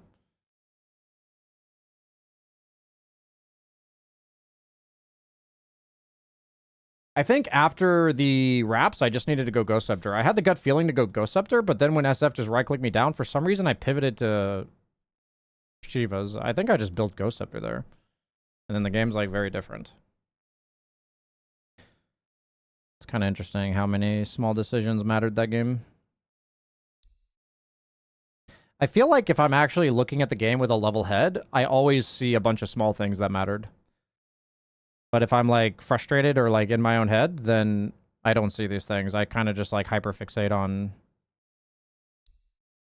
you know, what my team could have done better, or like some overarching conclusion like the draft was bad or something like that. Or I just played badly. You know, stuff like this. I'm actually going to play one more roll queue game because I'm not really in like a... I'm not like super energetic today, so I don't want to use my carry games today. Undying could have bought Halberd. I think the Undying had like mana boots at the end of that game. I think when you TP into lane and die to SF like 4 times, I don't think you're getting farm in order to get a Halberd. Looks like he might have been going Halberd. Maybe that was a Crimson, I'm not sure. That Undying had like a really, I would say, inaccurate gauge of how that lane was supposed to go. But I could also say that we were just on different pages, and maybe his way was correct if I full committed, but I don't think it was. And I had a reason for thinking that, so I didn't kind of just let him be overly aggressive, I guess.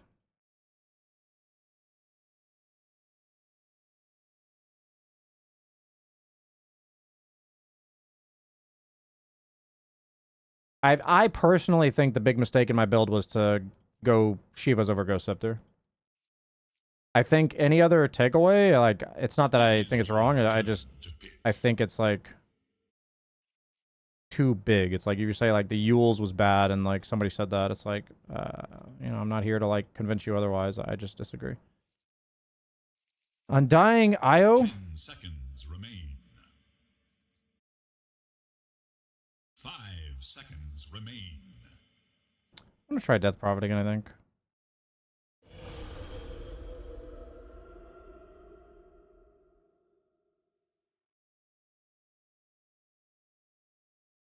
Yeah, like, those are the type of things I say when I'm tilted. It's like, I'll say stuff like SF is just unfair. That's like a perfect example of like an emotional reaction to the game.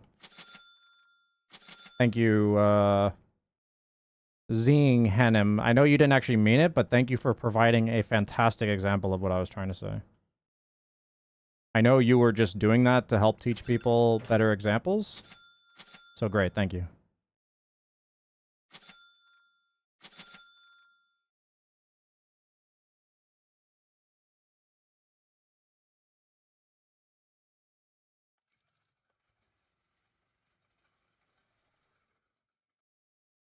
I could go Vessel this game, actually. But they have Largo.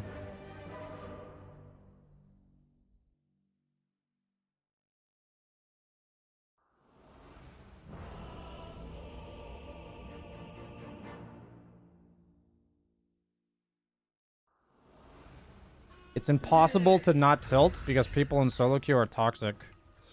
I think whenever you say it's impossible not to do something because of other people, then you're generally not taking accountability for whatever you're doing.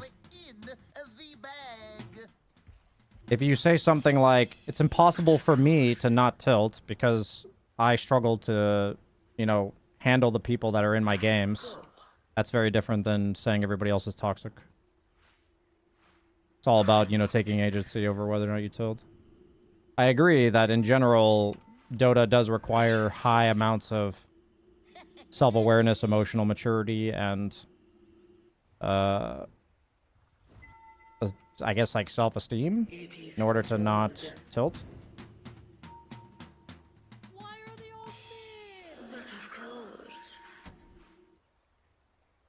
But whenever people say, like, I struggle to do this because here's what's wrong with everybody else, I kind of just being like, okay, that guy's probably somebody I wouldn't really enjoy talking to. If I must. Guys, watch me, watch me.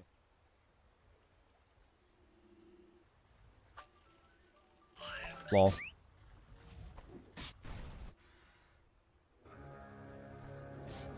I think his Nate is actually going to save him. Nope, sure you got him. Am I going to get this? Wow. Easy. Looks like carry IO, maybe? Just went so many days. Oh, wonderful.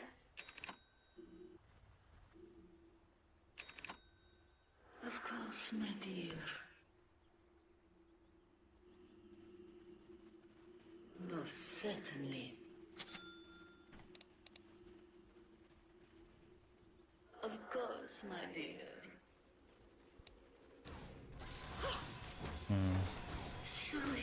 Is this Ana in my game? But of course. Well, there could have been some. Nice try. I've got Disney on one team and Ana on the other. I'm gonna get fucking blood grenaded and die. I should say so.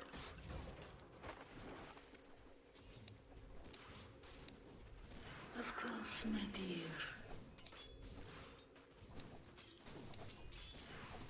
So it would seem.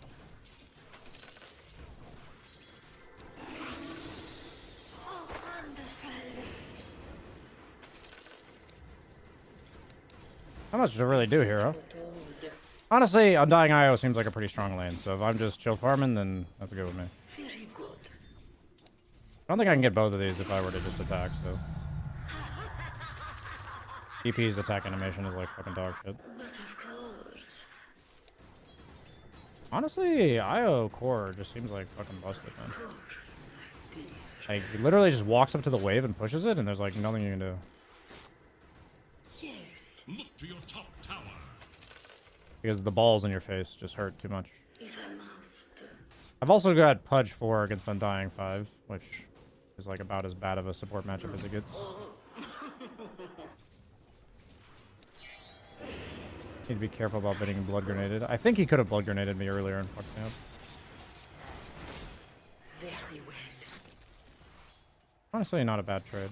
Lane's gonna push. Of course, my dear.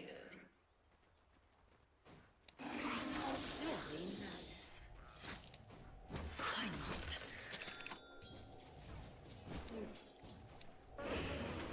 Yes, dear.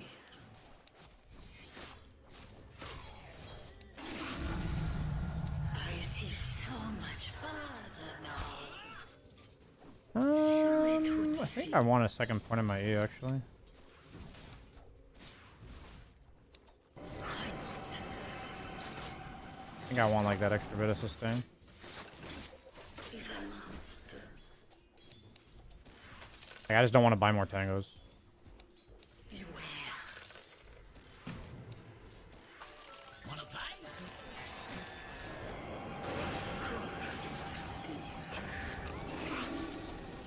Honestly, I think it got us that kill for me to have that second point in E, so I'm pretty happy about that. I guess I had this gut sense that I'm going to be fighting them, even though, like, I don't want to. I guess that's because I have a Pudge. And I knew this guy was a fucking god, and he was going to land his hook, and that means he was going to force a fight. And so that skill point made a pretty huge difference.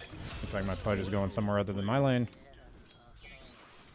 I don't know how I missed that. Fucking reporting these creeps for stealing my last hits. Your top tower is under attack. Zio needs to fucking chill out. Oh, wonderful. Damn. Just want to heal off this guy. That was less heal than I hoped for. Of course, my I dear. think I can get this last hit and go base maybe. Most certainly.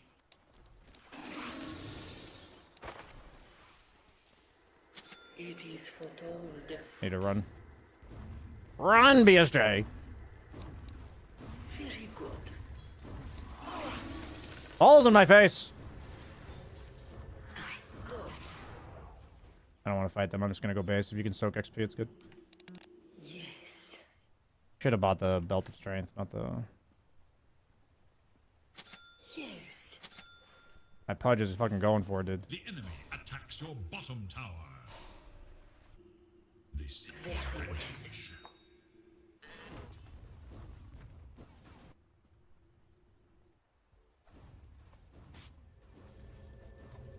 Nice, you got that CS, I saw that.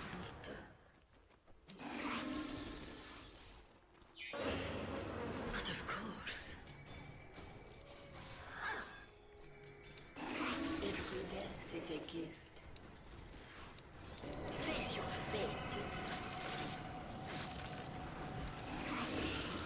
It's gotta play the efficiency game, dog. Hold. Gotta play the efficiency game. Yes.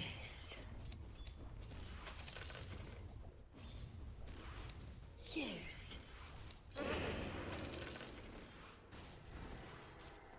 Yes, Ow. Nice, nice, nice. Good hit. died a little just now.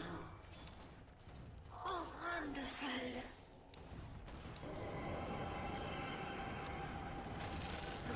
I'm under Okay. I think I have too much sustain for this to work. certainly.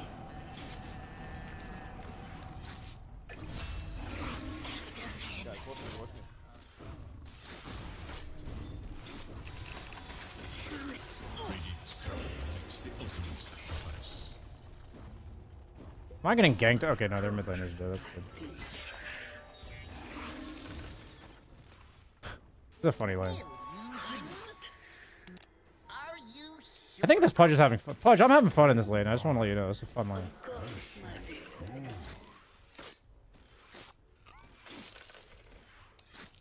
I should say so. Are Timbersaw fucking going in hot or what?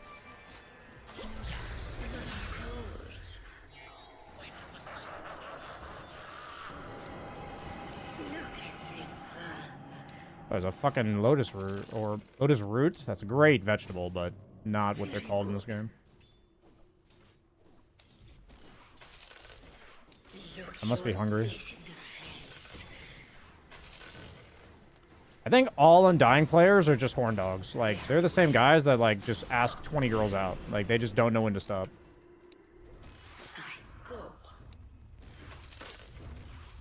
Just replace women with heroes.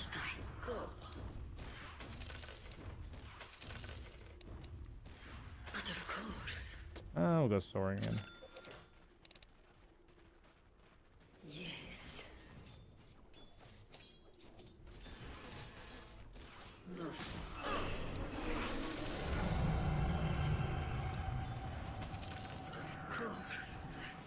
Honestly, this like whole healing off of creeps thing is pretty dope.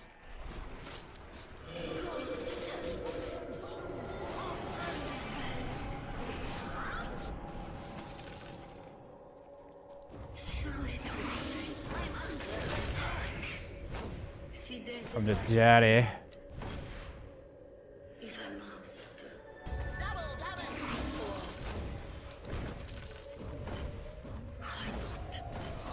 That wasn't even fucking close, dog. Very good. This guy's like maxing Sword, by the way. Of course, my dear. I feel like I could die to a max Sword right now. In the deceptively large amount of damage.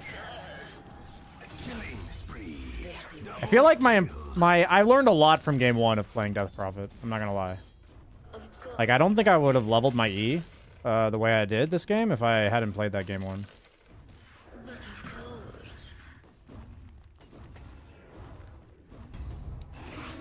Idiot.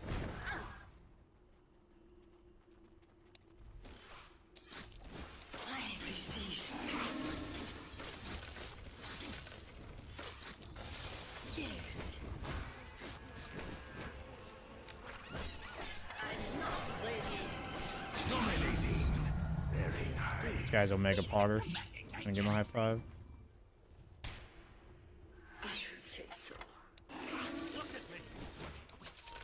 Shadow Shaman's on a journey, man. This guy's living the dream. Holy shit, this Pudge. Damn it. I couldn't even kill Stelia. He was too good. Thank you. There is no escape. Yes. What's going on with tower aggro? Fortunately, towers do the exact same thing in every game, so it's just a skill issue, and it's something you can learn from. So instead of saying, what the fuck is going on with tower aggro, you could say something like, I seem to be struggling with tower aggro. I must be missing something because I keep hitting me. You know what I mean? It's just a big difference in terms of the way you look at it. Question is your goal to vent and, you know, speak emotionally, or is your goal to learn something from it?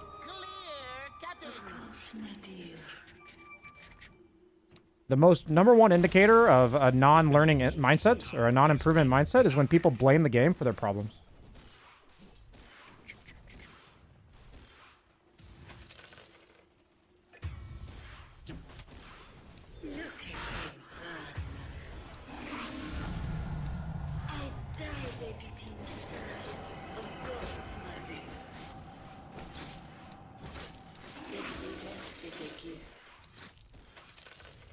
It is foretold.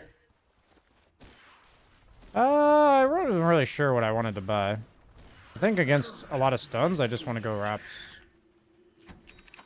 Wraps are really good when you can't really react to the damage. But of course.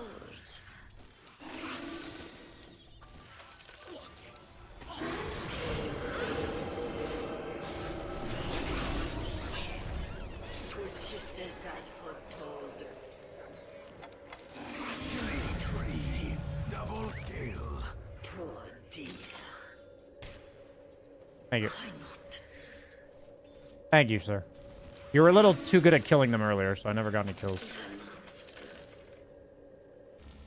I could maybe go mid with this. Kind of like the tail end of Exorcism, but... It is foretold. Why let them deny tier 1? At the time, I felt like I couldn't really walk forward confidently, but I might have been wrong. The enemy's middle tower can withstand. I kind of had this gut feeling that I wasn't supposed to walk forward. I wouldn't be able to articulate why. And it could have been incorrect.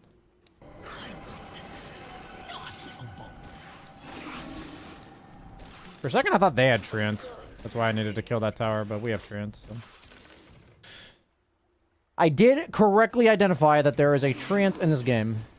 And that is half the battle.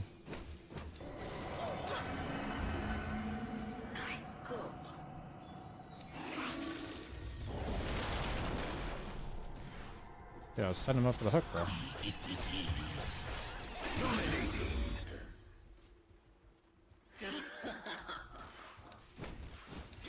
Don't worry, the Karaio is dead as well. I did not... I was auto-attacking to get that last hit, and I'm really glad I got it, because if you don't get the flag bearer next to your supports, it's just not a good team vibe, you know what I'm saying? Attacks your top tower.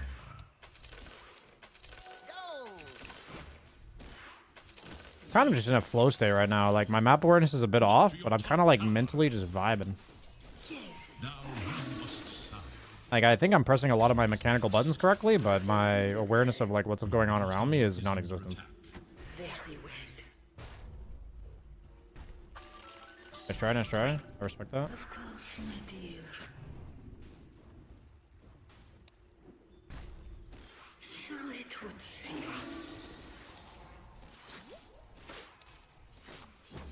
It's not time yet. Beware. Oh, wonderful. If I point out that somebody's mindset is bad in chat, does that make me look egotistical, or does that, like, what does that make, like, what is that perceived to you guys as? Very well. Make me look is not the correct question. What is that perceived as? Can you guys let me know? I like how he has a blink and he's like, I don't want that handicap. I'd rather just fucking fish for it.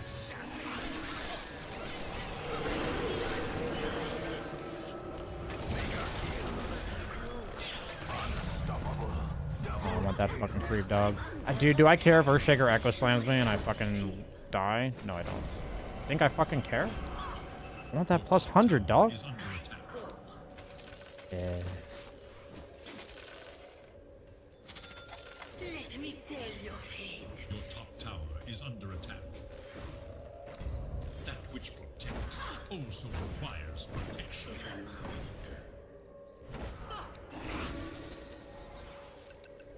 Yes. Oh, come to me, my beautiful ladies. It is foretold. You know Pinkman.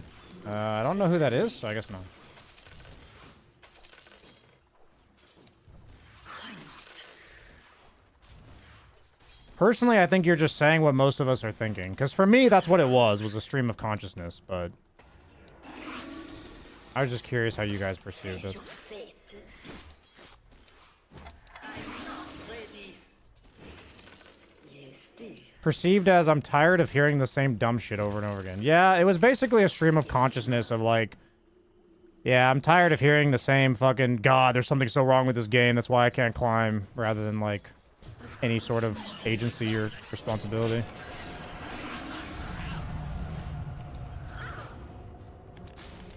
This is honestly a huge throw on my part. Yeah.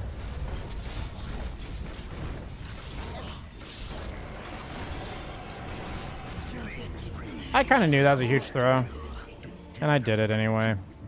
I need to stop talking to chat. This is what happens when I get distracted even slightly, because I'm not good enough to play distracted. A little bit of 3-2-2 action. Honestly, I feel like I want to have status res. Okay, I already chose the other one apparently.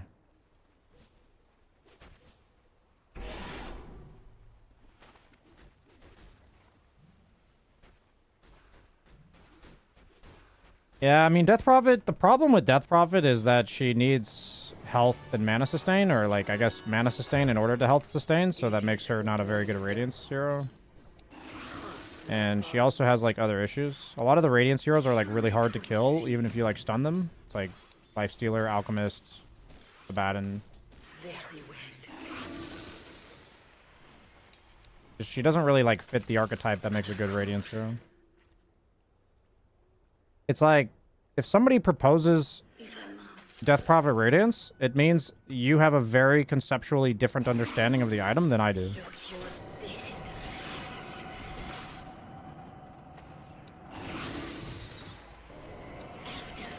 I'm trying to refrain from saying it's incorrect, because for all I know, yours could be better than mine, but probably not statistically.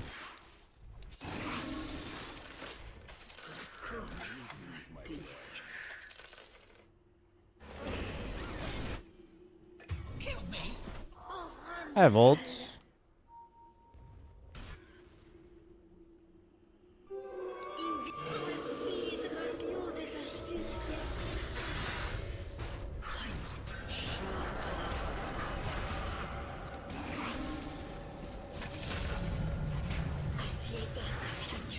Radiant's courier has been killed. The enemy attacks your middle tower. Kinda sucks to use ult before Octarine, but, you know, it was good value. I love Death Prophet ulti because it's so good at farming, but you're not allowed to pop it for farming, so, like, you know, when you get to do this on the map, it's so nice. Look to your top tower. Oh. My ghost expired. Earthshaker's respawning soon. Gotta be a bit careful. What does IO have? Almost eggs. Okay. Oh, that's not good. Horrible CSing. I want to go the Corella's Crozier. Maybe not the best versus Largo, though, because he can just lick me. I want to try it, though. It's literally named after this hero. It should be good, right? But of course. Not yet. Of course, my dear. I don't have ult, so we're kind of just chilling. Terror test.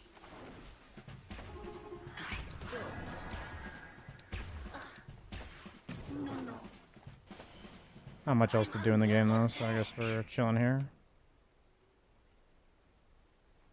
Yes. I really need my level 15. Not yet. Of course, my dear.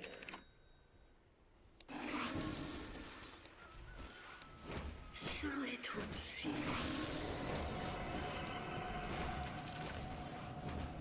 Very good.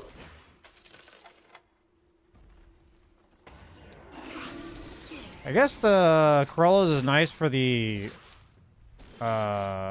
minus heal, but it like literally amps their damage on me. Can we help this guy, guys?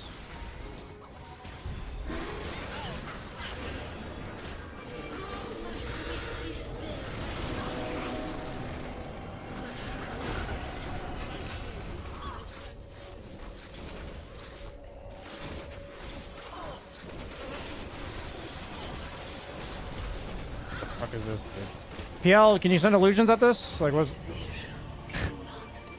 What is happening, dude? I have a PL, dude. Just kill the tombstone. Oh, no. Fucking disaster, dude. Okay.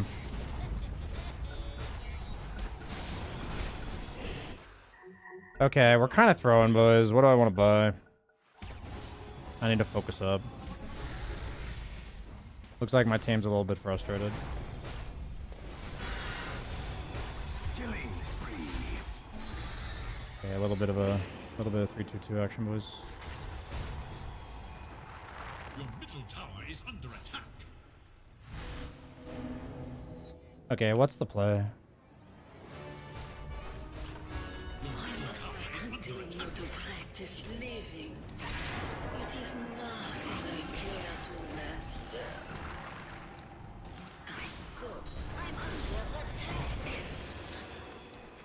attack. Just run, just run. Yeah, we cannot kill this without heal. Dominating.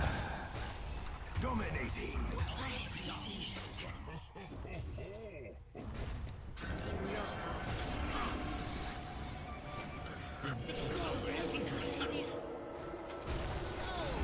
As that tower stood against the rising tide, your top tower is under attack.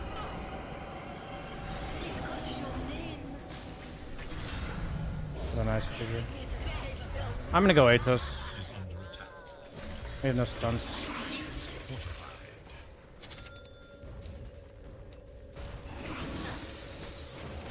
Your top tower is under attack.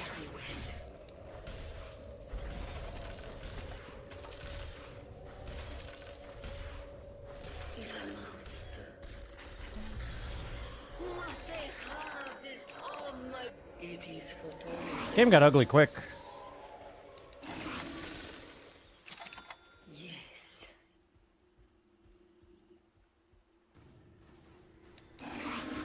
My dear.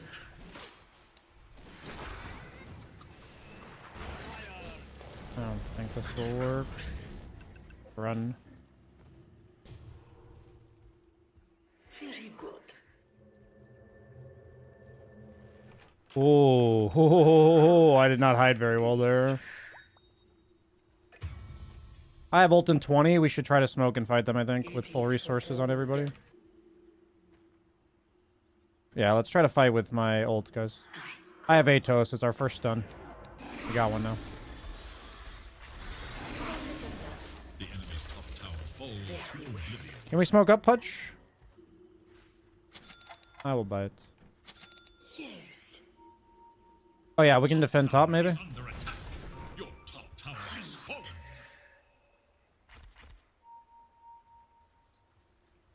If I master. Where'd he go? Your bottom tower is under attack. But of course. Tower has fallen.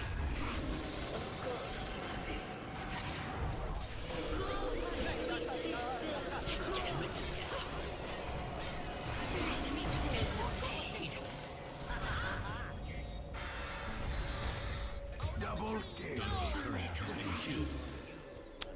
Why did we not get him? Like, what happened there? Like, didn't we have lockdown? They have no heroes to... This is awkward, man. This is real awkward. No, certainly. Come back, Tony, come back. No, certainly.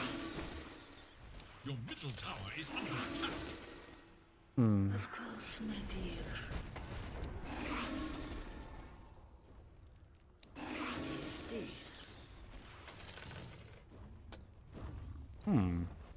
It is foretold.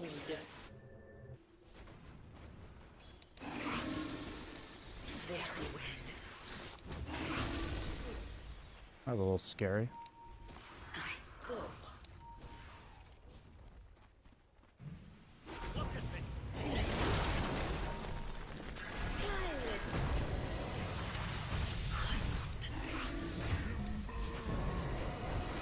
Dude, we can't kill anybody.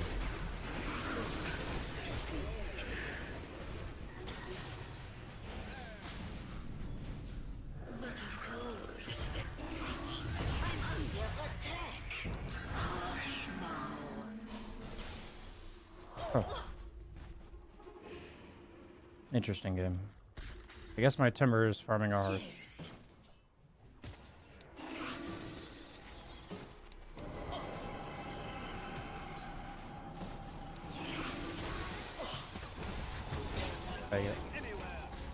Maybe it's on though.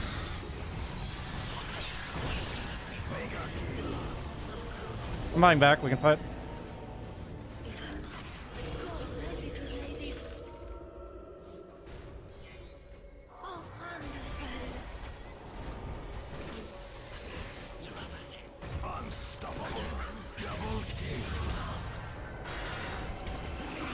Can we please kill a fucking shaker?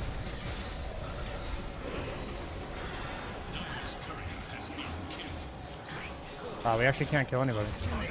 Wow, we actually lost? Huh. Interesting. That's so interesting. Like, we died here, like, carelessly. Like, I definitely died carelessly here. And the game, like, ended.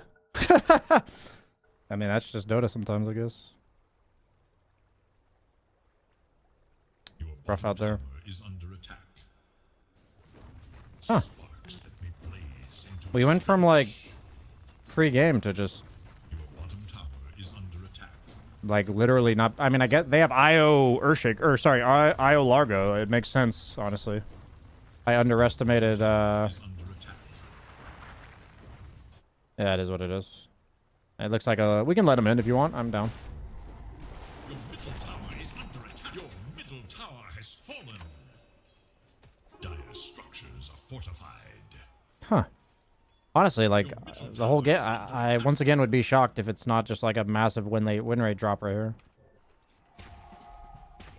That's kind of Dota for you, though. You zone out for, like, a minute, and you just lose. You get complacent, you get comfortable.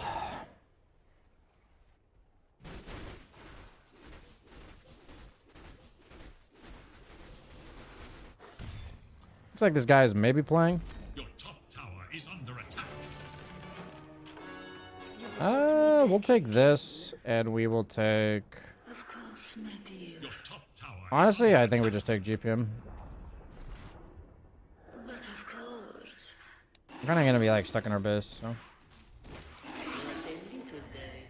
Your top tower is under attack.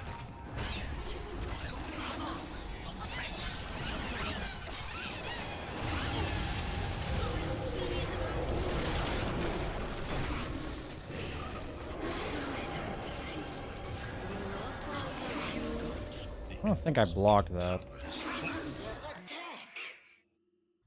Yeah, I mean, it looks like he's done, guys. Not much to do here.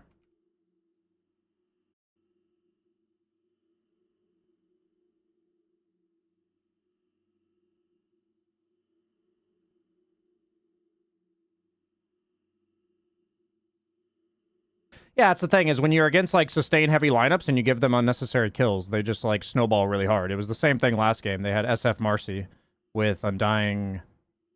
or not Undying.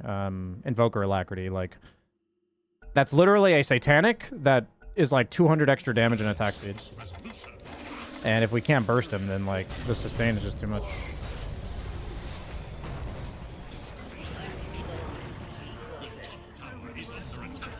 I mean, people talk about vessels, guys, that you have Largo, like, I don't know.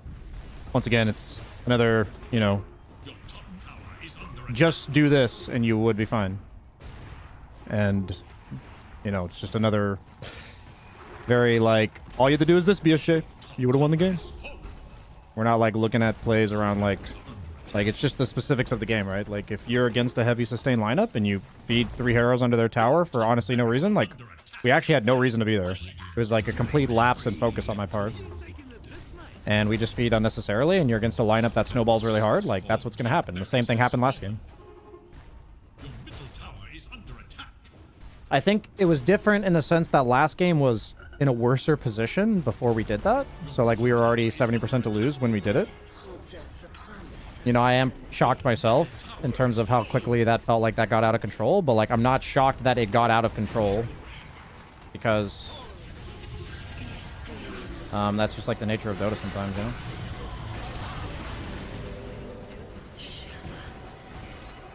Master kill.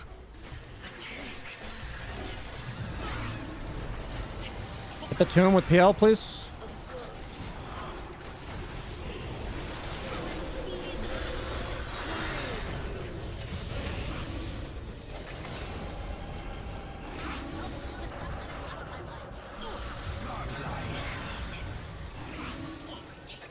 Hey, we got him.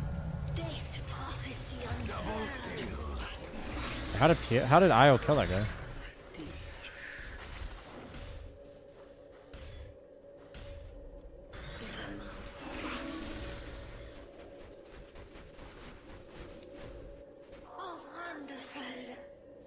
Yeah, we're kind of winning now. That was a nice comeback.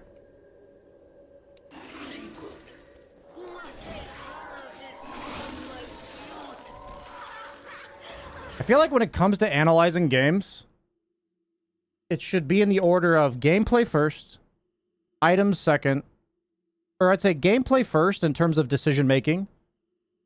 Second would be button pressing. Third would be, or like button pressing / like execution of what you did. And then third would be items. And fourth would be draft. Like if I'm like wanting to discuss the game in a way that helps me learn from it, the two most important things are macro decisions on the map, like where you chose to take fights and stuff, and then the execution of those fights. Yeah, I'm gonna buy that. And I feel like the majority of average Dota players that are not, that don't have a good mindset will simply say, you guys just needed this item, or you should have just picked better heroes. And I'm saying this to you because I see you, and I know it's, like, a bad mentality. Like, it's not going to help you get better at the game. You can choose to, like, you know, think I'm wrong. That's fine. But, like, you know, it's up to you what you do with that information. If you don't trust me on that, I totally get it. I'm putting a smoke on the ground. But, like, if you, unless you feel like the strat or the execution and the teamfight decision making has already been amply discussed, then there's just no point in talking about items. Like, unless you've done that. I don't really know what to do when you guys are dead.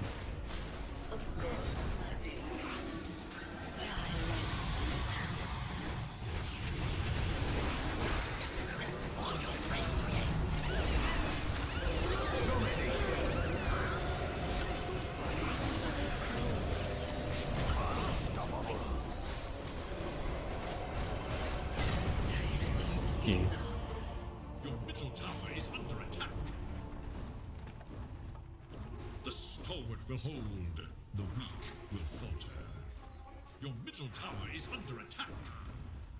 What things can you do to gain more MMR without actually getting better? An example would be that in the individual game that you're playing, you listen to a call that you don't agree with because you don't want to piss the guy off. Another example is that... yeah, another example. A lot of it's like people-pleasing stuff. A lot of it is... people will say... a lot of teammate-related things. A lot of it's like, I'm gonna farm 1,000 GPM because I'm in Herald, rather than like ever trying to show up to fights because my teammates are dog shit. Like, in the short term, that will make you, you know, gain GPM and probably get out of Herald, but at some point you're gonna like not know how to be a teammate, you know? So like people make these kind of like very polarizing decisions, and what happens is then at some point they like feel like they have to show up to fights, and then they like overcorrect. And then they lose a bunch of fights, and then they feel bad about it again, and they like overcorrect to like never fighting. It's a lot of stuff that like is kind of like back and forth overcorrecting, because if you're focused on the game in front of you, then you're going to do things that are back and forth, and you're not like refining your approach. You're just adjusting to what's in front of you in terms of the way you're approaching the game. It's like, it's okay to make adjustments in terms of like individual decisions in the game and stuff. But an example is like, if I don't think it plays good, and I know why it's not good, I'm not going to follow it. Like that's like a approach to the game. You know what I mean? So people don't like refine their approach. They like try to adjust their approach all the time. And there's a lot of things you can do that will, in the short term, adjust your approach and make it so you have short-term gains. But then you will have long-term detriment because you're just changing your approach all the time and you're not actually like refining it.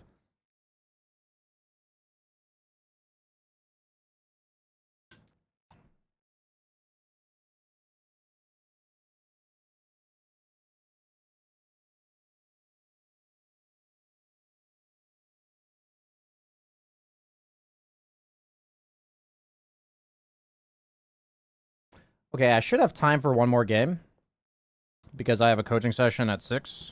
I'll be right back.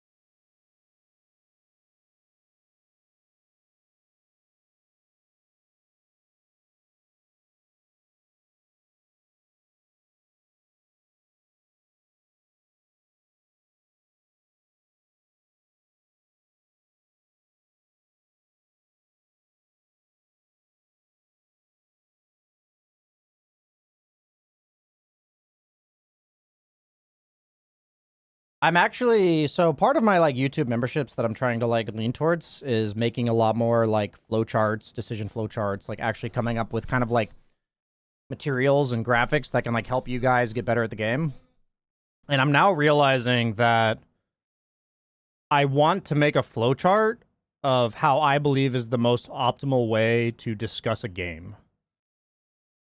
And I'm realizing that if I, like, it's hilarious because, God, this is incredibly difficult to articulate, actually. I'm going to make a video about this. I'm not going to try to articulate it right now. It'll be on YouTube memberships, but I'm not going to try to articulate it right now. There's too many layers. My brain is too tired.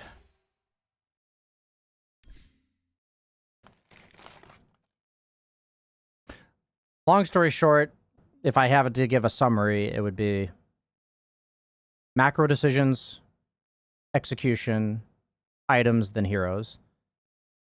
And unless I am perfectly aligned with you in terms of understanding of each step, then there's no point in going to the next one.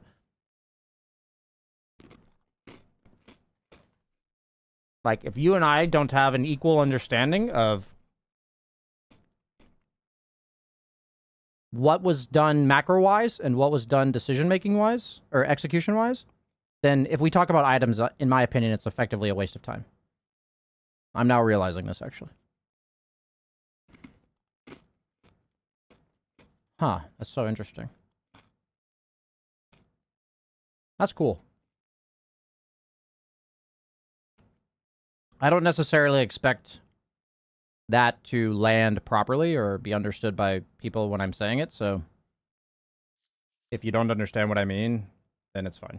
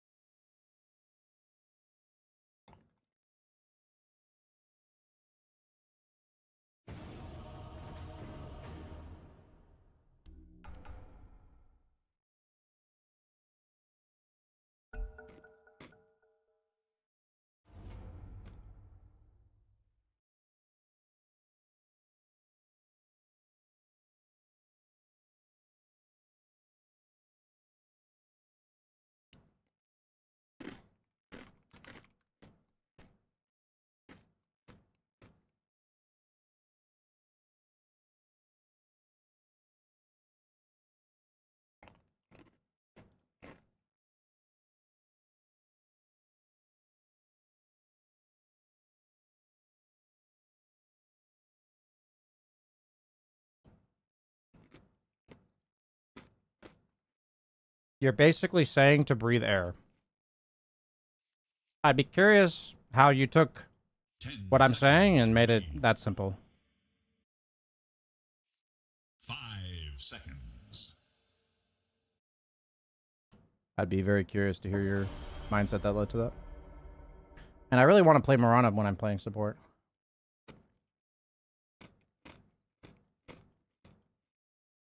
Seconds. Actually, I'm just gonna remove comments like that. I don't know why I'm like responding to that actually.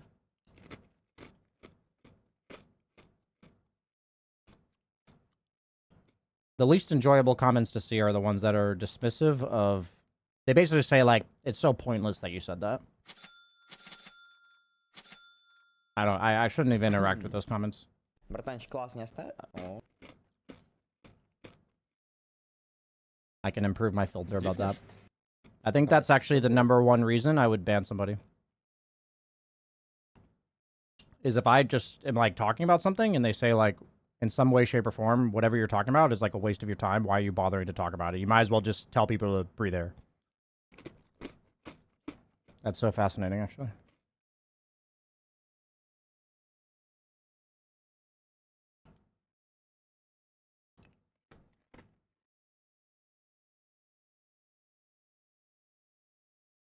Who's giving BSJ a hard time? I mean, I wouldn't really say anybody's giving me, like, a hard time. I would just say, like, generally, the irony is the person who is saying that tends to think that they're smarter than other people. But the obvious, or not obvious, the actual perception you're putting out is that you're ignorant. Which I think is really interesting. Because, like, intelligent people, like emotionally intelligent people, don't say something like, what's the fuck the point of you saying that? Like, they don't say that. Like, they'll say something like, I've always found this to be kind of natural. I'm not sure why you... I would like to know more why you feel like this needs to be explained. Rather than, why the fuck are you saying that?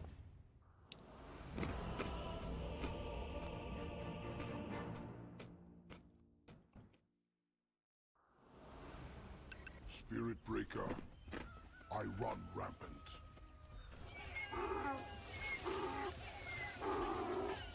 I have an Time ascent for not preparation yet. is short. Use it wisely. The way is clear. It's in the bag.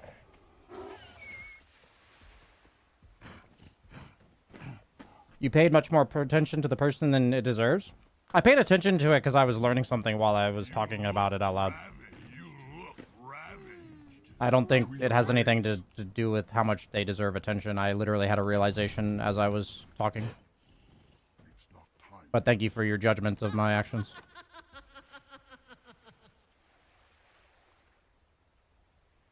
Onward.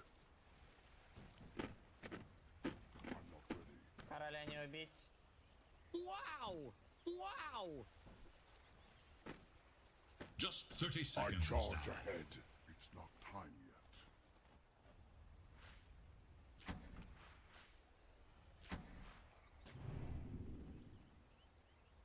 Upon this plane, all paths lead to conflict. Correct. Those who bear witness will not soon Ruha! forget that which The peace is transpires. broken. As suggested.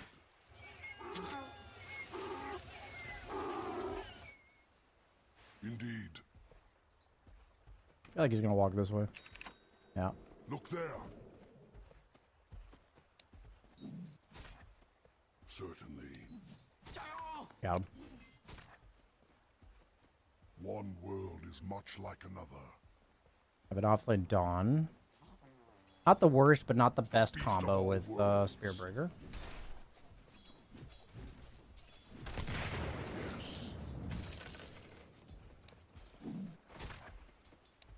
Bash. Yes. Come on, push the B button and bash him! Of course, I'm under attack. Radiant's courier makes the ultimate sacrifice. I will. Yeah, that's fine if it's over. I'll go with me. Он ТП нажал или что? Реально. Onward. Of course. Confound you. As suggested. Yes.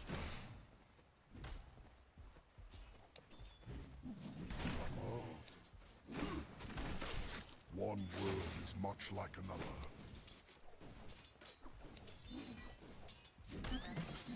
I will. Сейчас пулить не надо. Сейчас большой вайф. Не дай этому чела пулить. Нормально будет. I run rampant. Он говорит, не колничай ему. Он сам знает. Oh my god, I fucked up. My bad. Ладно, на гуле. Чё? Он говорит, не коли ему ничего. Clear. Ага. Он сам Интересно. знает. А, он умный, типа, да? Charge ahead. Мнение лысых, он говорит, неинтересно. I don't really think we need the hard camp, so I'll pause for now. Это без негатива, через экран если чё. смотрит или как? Нет, ну у него чата нету просто. Так почему я лысый? У тебя титан лысый. There.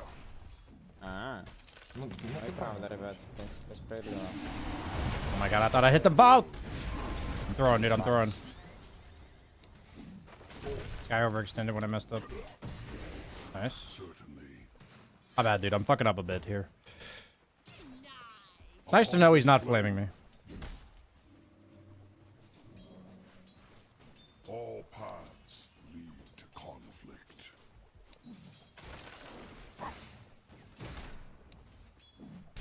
I have their scent. Your bottom One tower world is is under much attack. like another. I'm gonna TP base, I'm gonna give you this. Окей.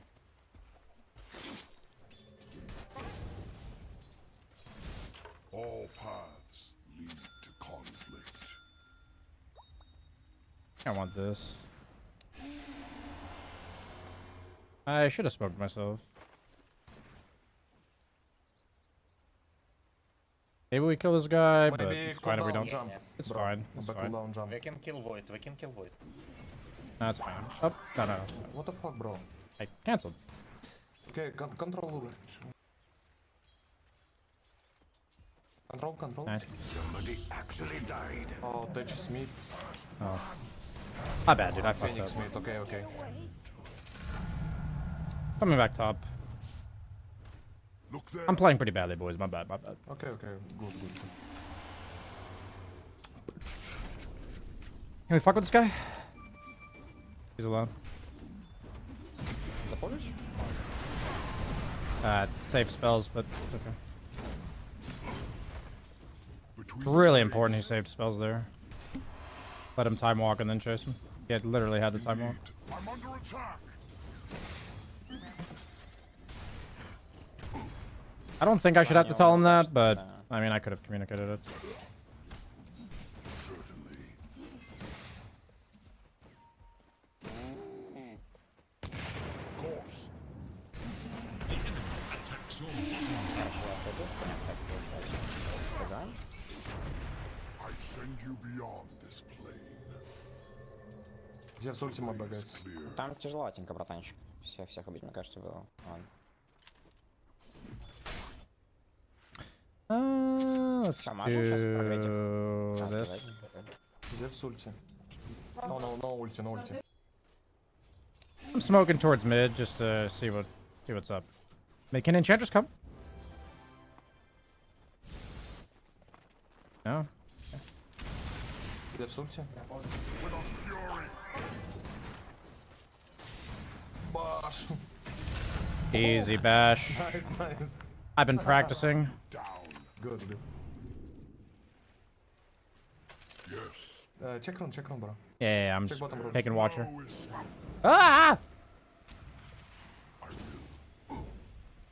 There's a Phoenix here. I go top. We're in top. I go top. I'm probably dead. Zeus ulti. You're He's dead. Zeus ulting. I'm gonna die. Zeus ulti, guys. Watch top, watch top. Has my second chance Sad. reached an end? Can Enchantress try to come mid and we fuck with this guy, or do we want to pick on bottom? I don't want to pick on this guy mid. If he shows, I'm charging. Healing power. I think we kill him with your shit, right? Okay.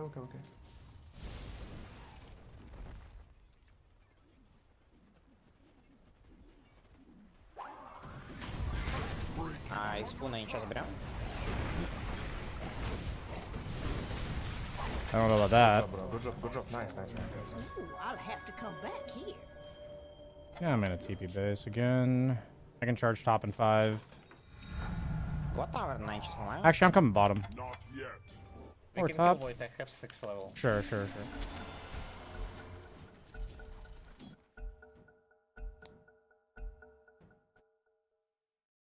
I mean, it's like one of those things where there's been like 4 plays that I was a part of that just could have gone better. And honestly, half of it was like me fucking up and the other half was my teammates. And I would just rather say I fucked up. And I think oftentimes the human brain wants an explanation for what happened. And if I just say I played badly, and even if that was only part of the equation, you know, I think it's important to just take some ownership in that situation. The true heroes are the ones who wait all the way.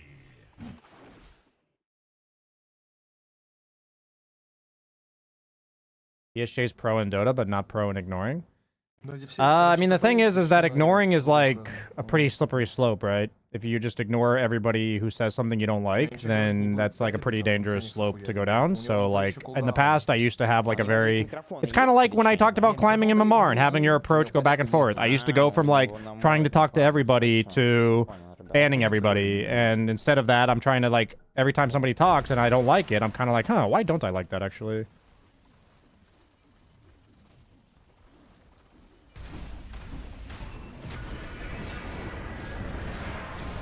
Nice try.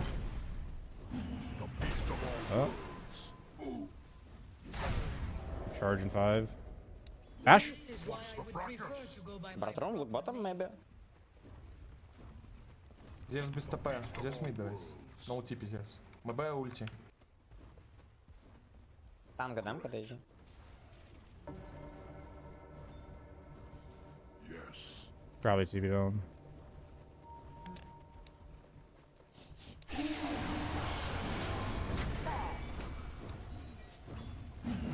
He's gonna miss it, I knew it.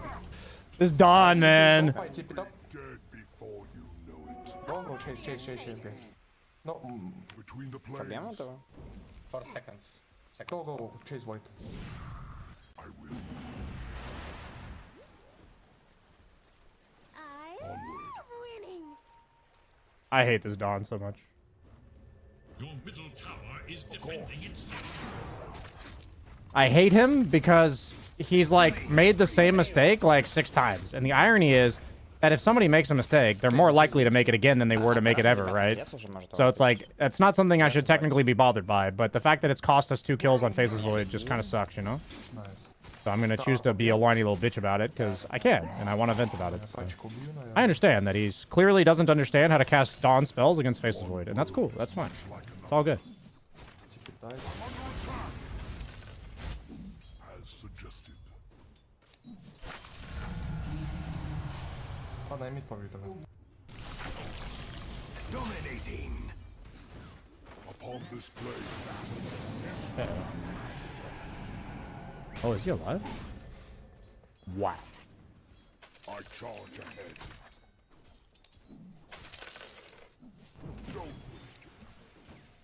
I go mid. Way is clear. But charge. А выйдешь на еще по 10-ю? Я тоже, maybe, выйду. До дома там вот ебаный. I'm gonna die to... Oh, fuck. One day, I'm not gonna cancel my charges. Just one day. Дебиха 3-2-2.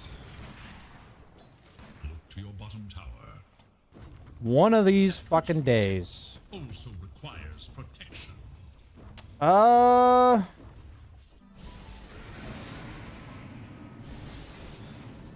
Heal us.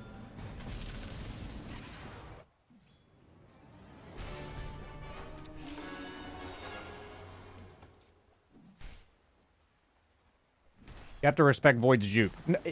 The thing is, the Void is playing correctly, don't get me wrong. But he's just simply outplaying the Dawn. Dawn does not need to throw the hammer when he's throwing it. He can just be more patient. You know what I'm saying?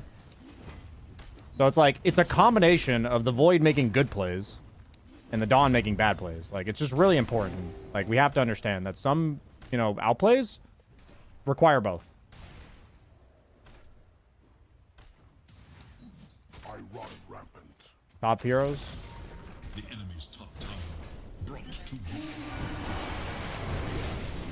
I really needed you to... Never mind. I take top. We can maybe turn it. I'm getting, guys. I'm getting. Go. Oh, I'm dead. I'm I'm fine. Phoenix. I didn't realize my snap was just gonna fucking blow the Void up like that. Oh, my lifestealer with the Rotato! With the Rotato! Holy shit. That's what we call a Rotato right there. Nice plays, guys. That was good team coordination. I have lost all faith in Dawnbreaker, though.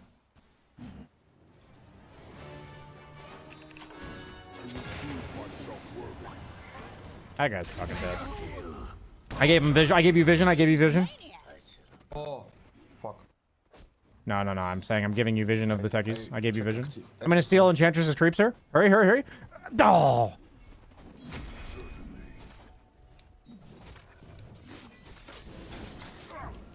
Fucking come to daddy. Yo! I'm just gonna have fun this game because I feel like we're kind of winning, and Spirit Breaker is one of those heroes where you just want to like turn your fucking brain off and you see red and you just fucking go, you know? As suggested. Side top. I should have, Oh, please don't stun me! Okay. A charge on cooldown.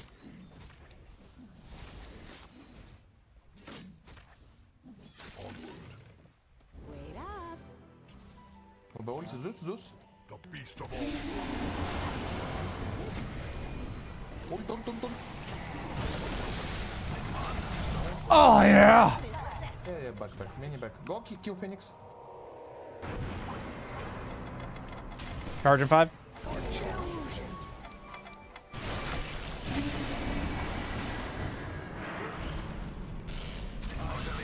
I'm gonna die to Zeus ulti. One world is much Okay. like another.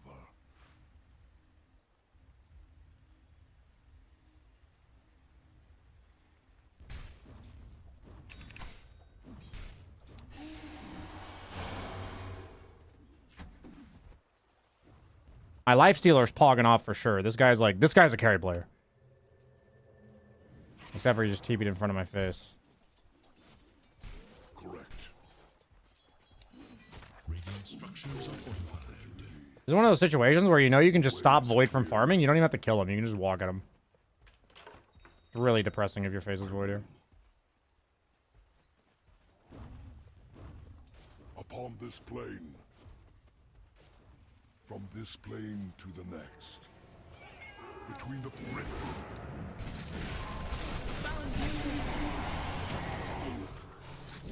Look there.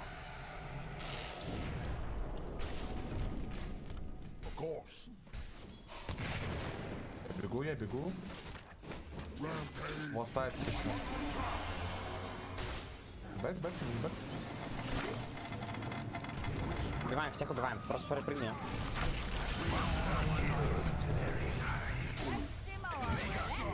Этого, я сейчас дам скаттер. Чейзи его. Ah, I'm gonna die to Zeus ulti because of those towers. No, don't Don't do something, please! Okay, we're good. Double kill. Бля, пока. Okay, Lifestealer's dead. He can't TP in front of my face anymore. Time to charge down here. Пойдет.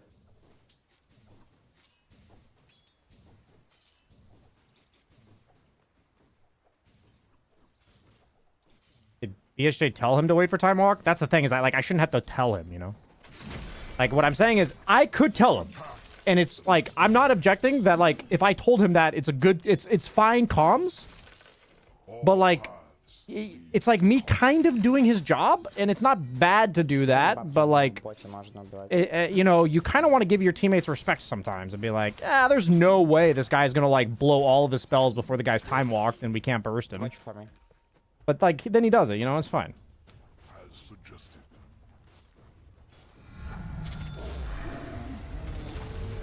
The enemy's bottom tower has been demolished. Yes. Correct. Not yet. Look there.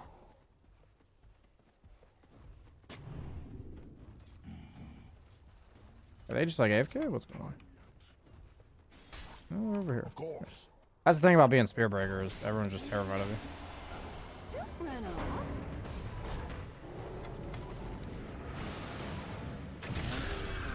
Go tight, go tight, go tight, tight, tight, tight, tight, tight.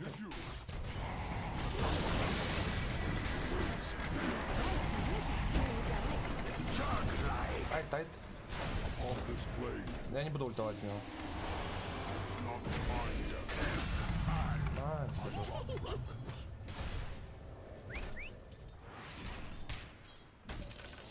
I have their scent. I'm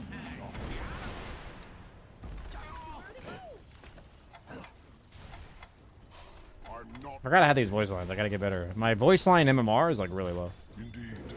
I will.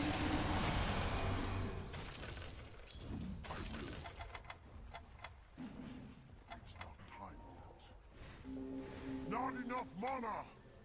It's mansplaining, and you'll get him mad if he already knows. It's kind of like, it doesn't have to be. I guess my thing is, in theory, it's not bad to say that. But the question is, how would the majority of Dota players take that? And I feel like a lot of Dota players would take that as, like, yeah, condescension.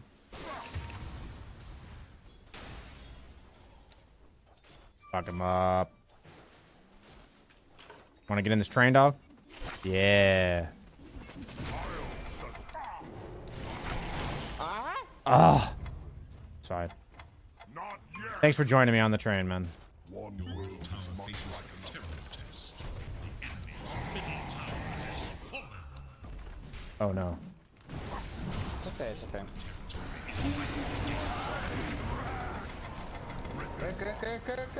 Oh, sure. I mean, I'm- Brother, why you didn't hit? Between the planes. Because I'm a pussy and I abandoned you. Заберу в только активку. Wait up. Покажи. Я заберу. Ломай топ на ДБ, ломай топ, они пока что все в боте. Иди в топ еще. Летишь просто. Нихуя. Ебать. А го-го-го-го-го-го. Давай, у него хрона нету. The beast of all worlds. Я бегу.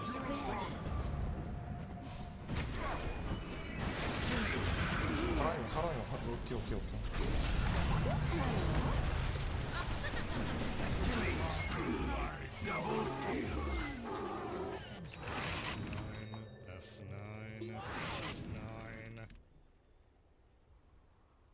Indeed. Nice.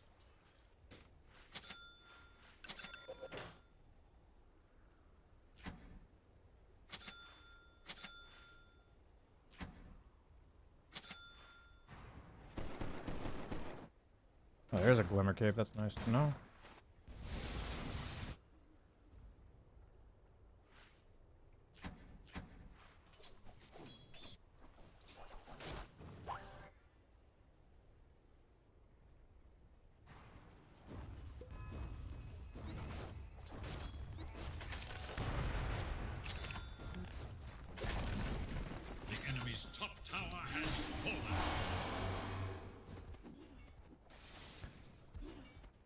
Time to do.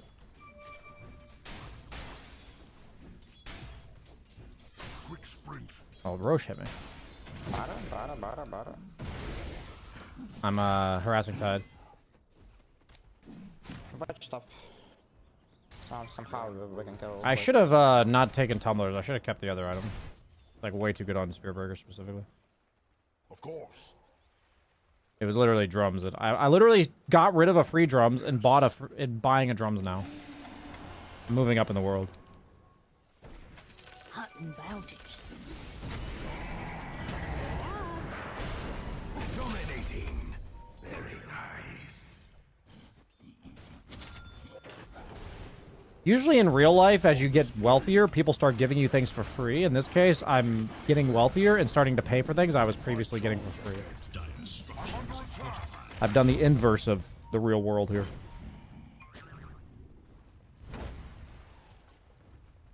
Yes.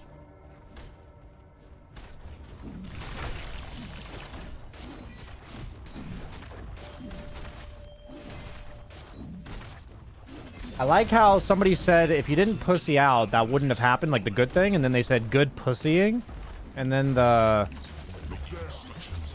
auto mod stopped in that pussying. Like, that's where it drew the line. Pussy was fine, but pussying was not fine. The enemy's middle barracks crumbles. The enemy's top tower falls to ruin.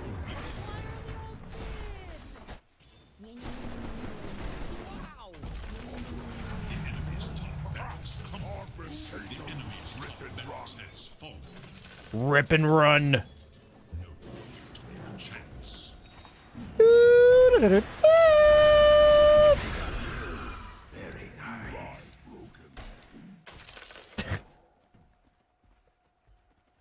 All paths. There's something really funny about sitting there waiting for the guy to hit it on slow motion and then stealing his CS. There's something really funny about that. Correct. What happened to my items? Oh yeah, I had a windlace plus... Oh. As suggested.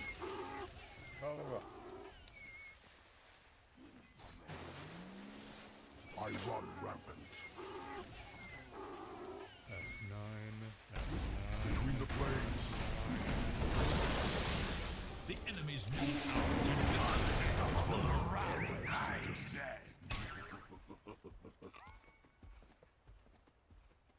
Yes. Okay. Ah, dude. This is one of those games where I just appreciate the voice acting in Dota 2. Like, I don't know about you guys, but when I was, like, charging that guy, and Spearbreaker was just like, rip and run, I was like, man, I'm a fucking badass. And then I just fucking killed that guy, you know what I mean? Like, there was just that moment where Spearbreaker said that, and I was like, fucking vibing. That was cool. Couldn't have said it better myself, you know?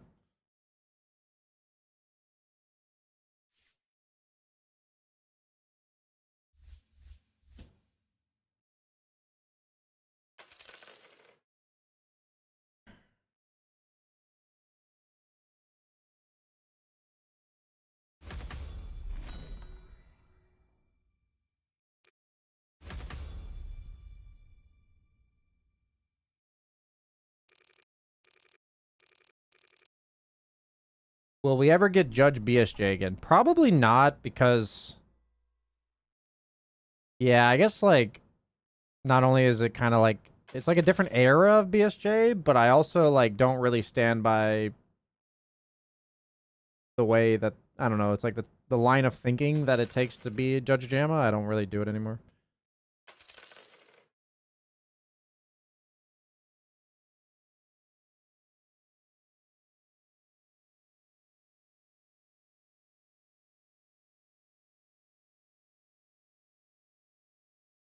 Good to know I'm not the only one to say hero lines while playing. I used to roleplay Slark all the time.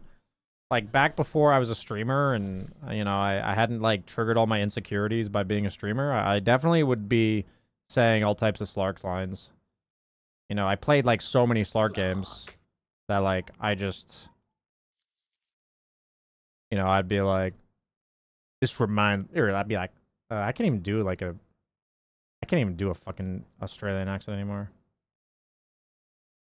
I'd say the one where he's like, this reminds me of the time I got out of Dark Reef prison, but I can't even like manifest it right now. I feel like it's too unnatural, you know?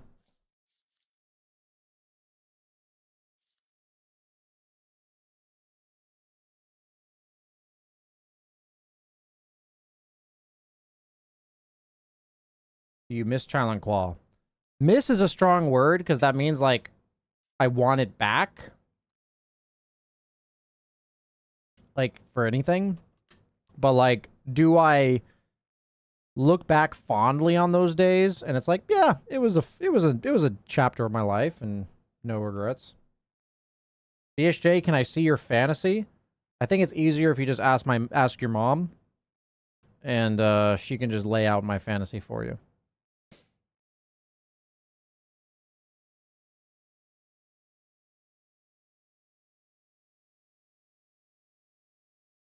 Have you ever gone back and watched a clip of old BSJ coaching or playing? I have done that before, and it's very difficult for me, actually, because the internet's a weird place, because you can literally preserve your skill in stone. Like, in life, you kind of, like, slowly progress, right? Like, you slowly learn things, and you slowly get better.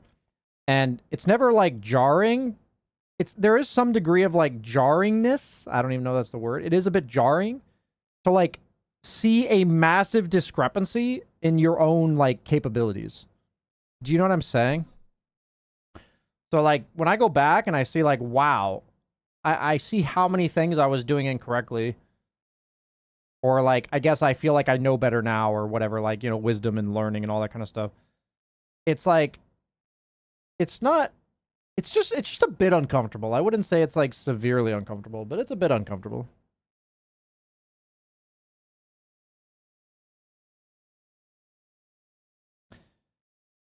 Why did you destroy the DD? Just to send a message.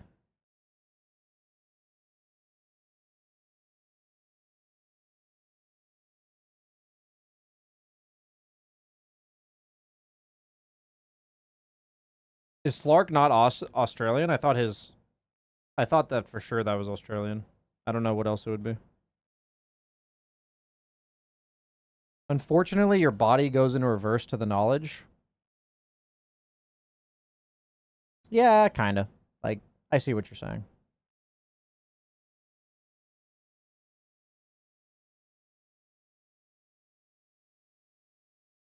We have a coaching session in about 10 minutes. Because that game was pretty short.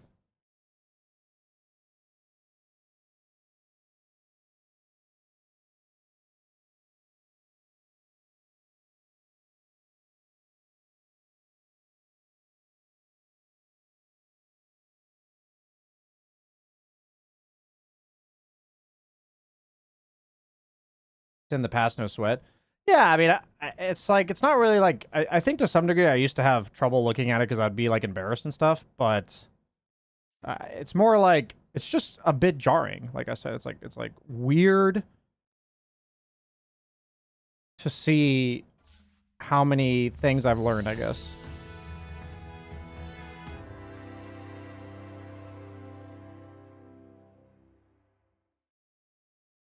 What was one thing you coached back then that you feel is trash? I mean, it's purely about, like, the approach I took. I'll spend 5 minutes, meaning, like, it might take less, but I'm going to cap it at 5 minutes. I'm going to take time explaining what I've kind of realized in the last couple weeks. That there's a lot of lessons you learn as a kid. Some of which are good, some of which are bad. And what you learn in your early 30s, or if you've already been in your early 30s, you probably know this. What you learn in your early 30s is around that time, maybe late 20s, you basically get to, like, reevaluate all the stuff that you learned and decide what you want to keep and, like, what you want to rewrite, basically. And so what happens, in my opinion, in your 20s is you kind of just get flung into your 20s. And the majority of people in their 20s are carried or hampered by what they were given as a child. Like, if you were given a lot of good things, then you'll usually, flourish in your 20s.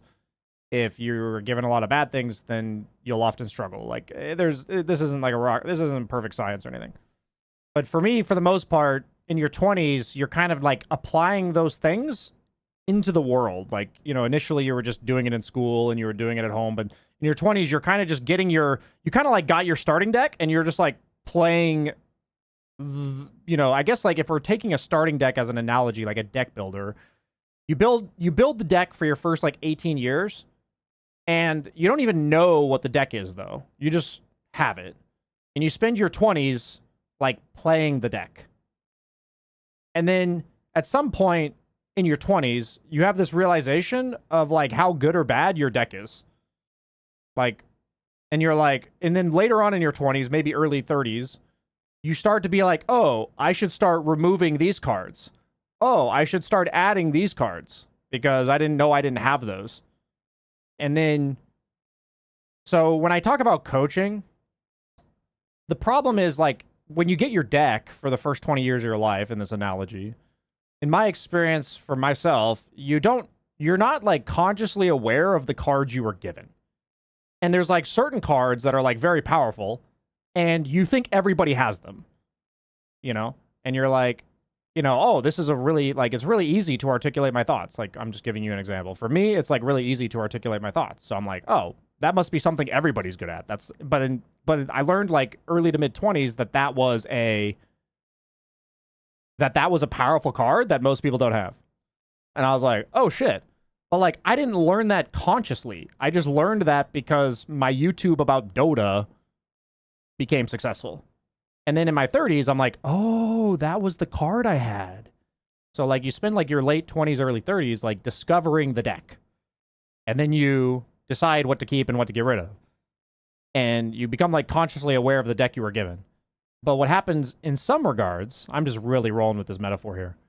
In some regards, during your 20s, you removed certain cards from your deck unknowingly. So one of the cards that I removed during my 20s was the idea that, and this was like something that was given to me by my parents because they're just good at this, is this idea that there's no such thing as like the right or wrong answer. It's all about, do I understand this concept? Like, do I understand my thought process that went into this concept? And that if I will focus on gaining understanding, then I will inevitably have more correct answers, basically. And it's more about the understanding than the result of getting the correct answer. And as long as I'm focused on the understanding, the correct answer will follow. But if I shift my focus to getting the correct answer, then that's a problem. But in my 20s, I basically had that card removed from my deck. And I was surrounded by a bunch of people, Twitch chat, NA Dota players, whatever, that basically hammered that mindset into my head that there is a correct answer and you should have it every single time. You should be correct. And if you aren't correct, you're an idiot. And like I had that thought. And so I went into my coaching sessions in like my early to mid 20s. And I effectively, slowly but surely as a streamer Dota player, like deteriorated my quality of coaching because I was effectively telling people what the right answer was and telling them this is what you're supposed to do. And that's like low level coaching. Like that is basically, in my opinion, like a very unskilled coaching method.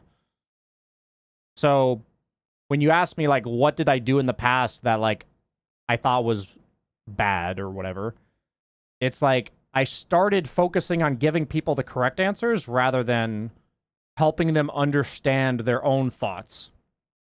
So for me, a good coach is somebody who helps you understand your own thought process and then helps you identify the holes in your thought process that can be patched up, and then that will help you excel, basically.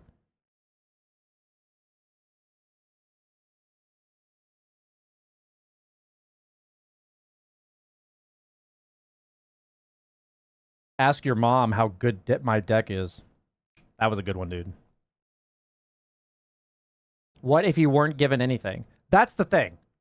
is that so if we're going off of Slay the Spire, like we all had our starter decks. You know, we're born. You know, we have our starter deck, and some people spent their entire childhood getting curses put into their deck.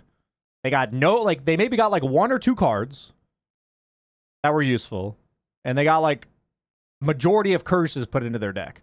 And the fact is, when you're thrown into your 20s, most of the people in that situation are probably fucked. Most people. Like, meaning, like, you're going to kind of, like, really struggle through your 20s. And that's it sucks, but, like, it is what it is. But I feel like around the age of late 20s, early 30s, most people have the opportunity to start gaining the wisdom to remove the curses from their deck. And the fact is, you know, if your deck has 10 curses in it and mine had 3, and my deck also has 12 powerful cards and yours has 0, like, that's privilege. Like, that's just literally privilege. So for me, like, when I look back at my starter deck and, like, the deck that I was built over my first 18 years, I definitely had, you know, 3 to 5 curses put into my deck. But, like, overall, my deck was, like, way above average. And this is not a metaphor for my penis. And, like, I'm grateful for the privilege that I did have. And I definitely had a lot of it. So, you know, I really like this metaphor, actually. Is this metaphor hitting for you guys? I feel like this is a sick metaphor. Like, for me, I feel like I have a better understanding of what I was trying to say because of this metaphor. You guys know what I'm saying?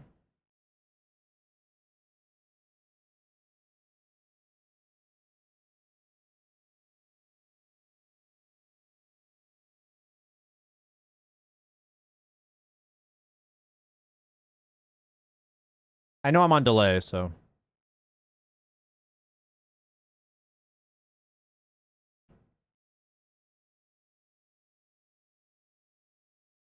Yeah, for sure, Spence YF, for sure. My starter deck is ass, dude. I gotta respect.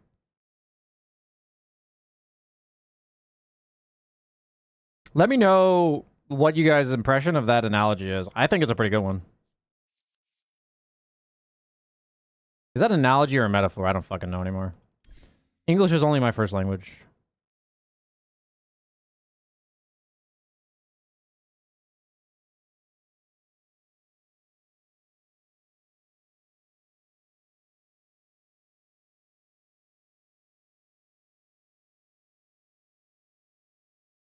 Okay, it seems like people overall enjoyed it.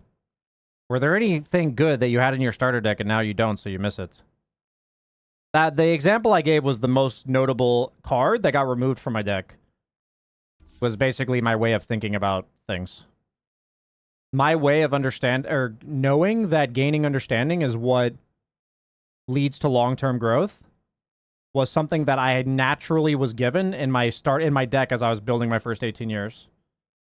Whether that's a combination of like nurture versus like you know, the genetics I had or whatever, I definitely removed that card from my deck from age like 24 to 28 ish. And it's not like one day it's just back in your deck. I feel like in this metaphor, you have to like individually, like pixel by pixel, add the card back to your deck, you know?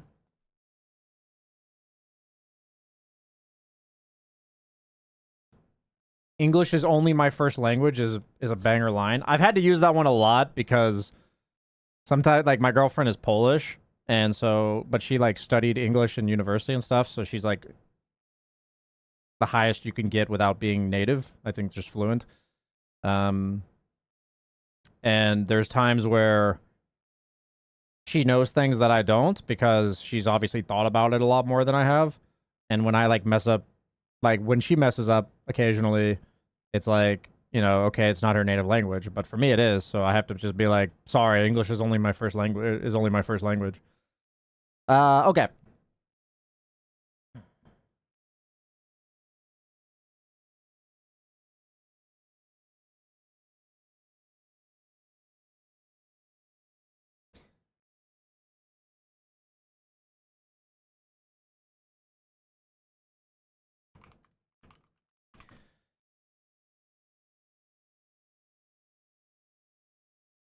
We got a coaching session, boys, and that's going to be the end of the stream today. By the way, for everyone watching, I don't know where I'm going to post it or whatever, but tentatively on my schedule, I do plan to for sure stream every Monday around this time. I'm trying to kind of reinstate a schedule in my life. So I'm just letting you guys know that that's happening.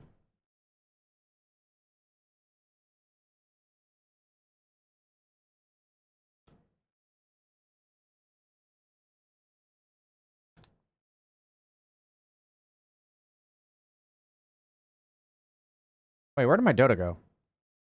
I don't know why I closed Dota. Hello. Hello, hello. Can you hear me well? Yeah, man, I can. What's the MMR looking like nowadays so I can update my overlay? I think it's 2200. Yes. What was it 2200. last time? Is that higher or lower? It's higher, but it doesn't mean anything nowadays.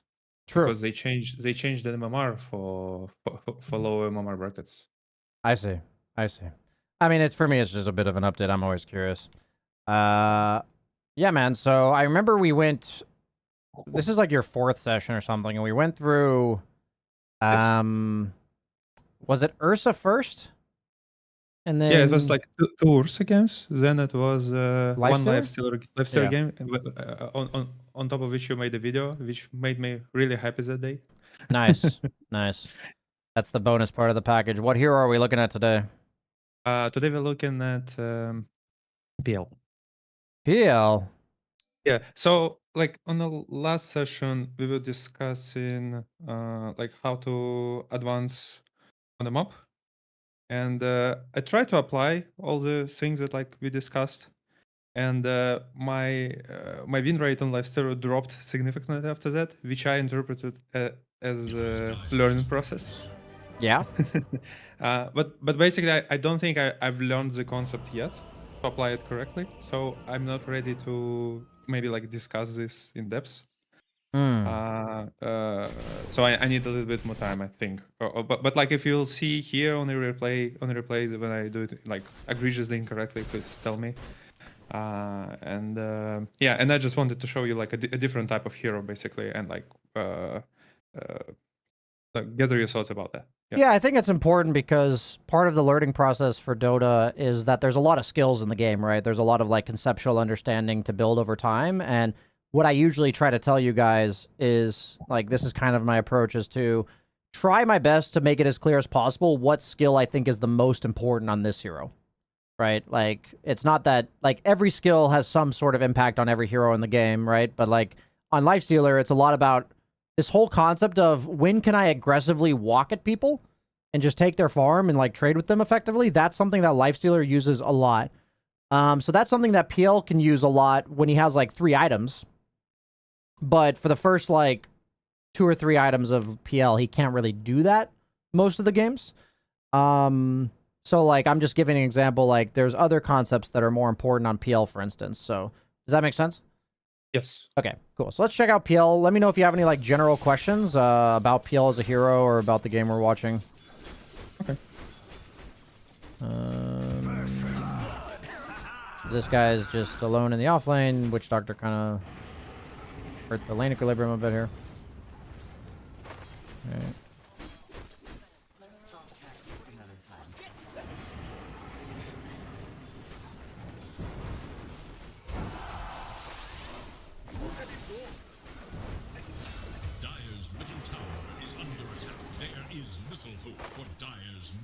Yeah, honestly, that move by Witch Doctor hurt the lane a lot. That's fine. I'm just pointing it out. You know, just now we're kind of in chill mode, which you're doing. And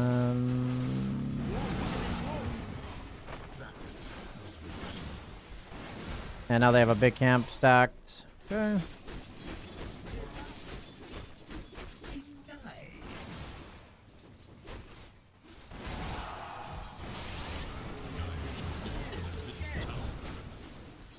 Generally speaking, I've probably talked to you about this before, but like, what's your prowess / understanding and skill level on creep aggro defensively? What do you mean by prowess? Basically skill level. Like how good at it would you say you are? I think I do it much better than people do it my bracket. Okay. I would say it's like my stronger skill. Okay. But like not at the level of other Of course, people, of course. obviously. Yes. Okay, so it's something you feel like you've consciously worked on, and it's just pretty good overall. Okay. Yeah, so for me, I did see like good uses of creep aggro, so I kind of figured, I'm like, it looks like you've intentionally learned it and stuff. I've also just seen a few instances of missing creep aggro.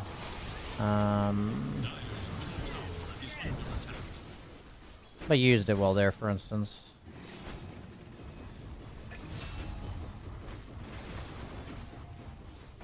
Not gonna worry about it too much for now.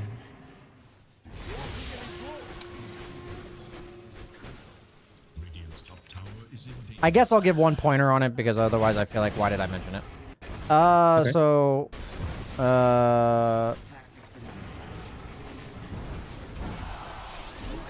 something about PL that you have to be really careful of is if you attack the enemy hero with your illusions. Like, generally it's not worth doing that because then they aggro the creep away from you and then you get pulled into this. So that's one example. Does that make sense? Oh, interesting. I think I consciously attacked him with my illusions. That's what I'm saying. You had to have. Yes.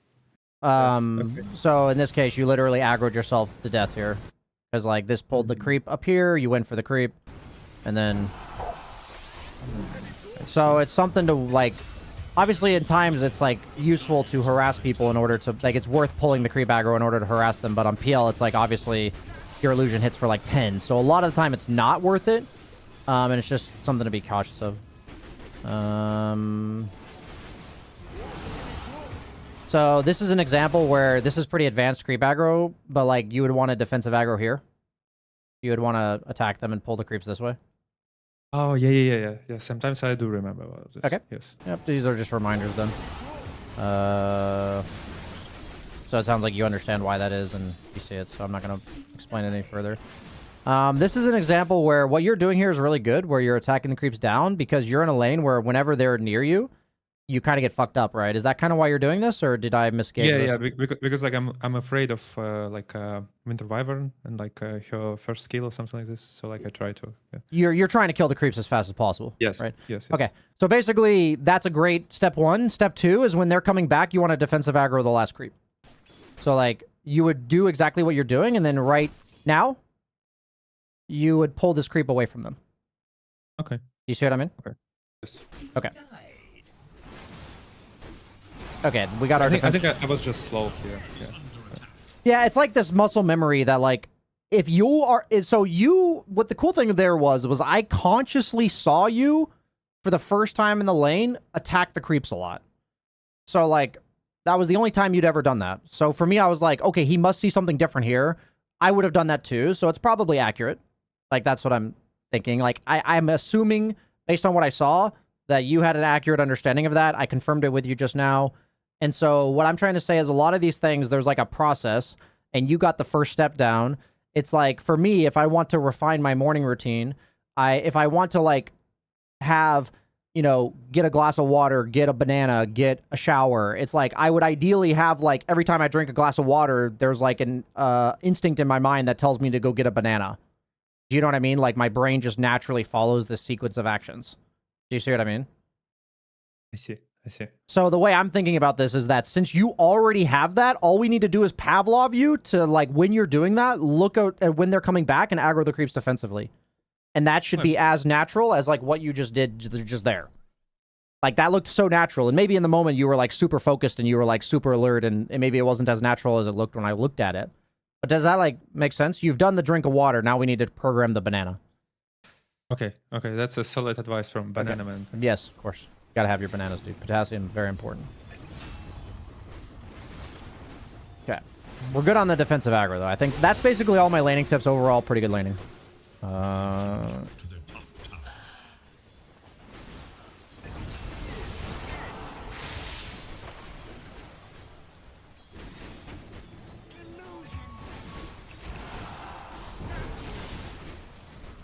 Nice. Yeah.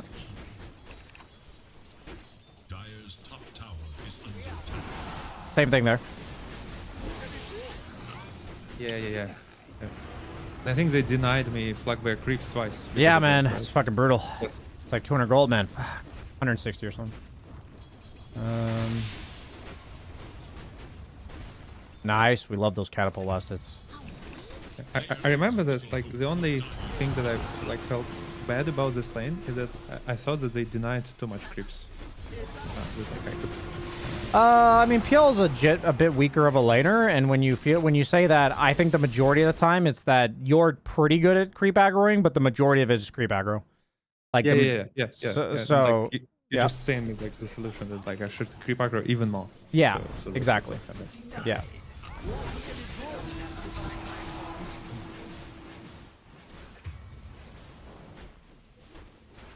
Maybe it's unnecessary, but when I asked you that question earlier about like how good do you think you are at this, I had like a rough idea in my mind of how good you were, and I wanted to see. It wasn't like a test. I literally wanted to check. I'm like, does he have like a similar idea of how good he is at this as I do? And you did. So then I proceeded. And it's like if you didn't, I would want to talk to you about it more to figure out what's going on.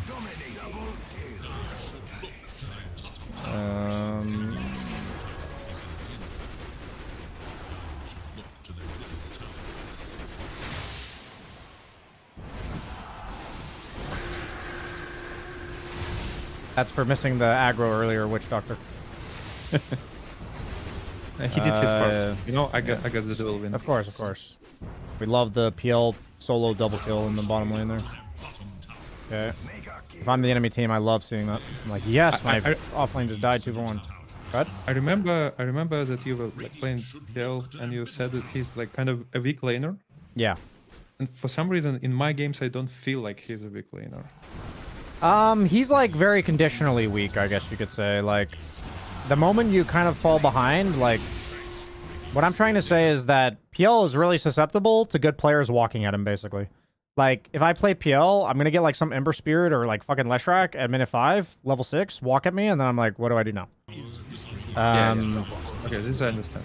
Yeah, and there's a lot of PL being unable to do anything about people walking at him, which makes him, like, I think for the first, like, 5 minutes, he's a pretty good laner, actually.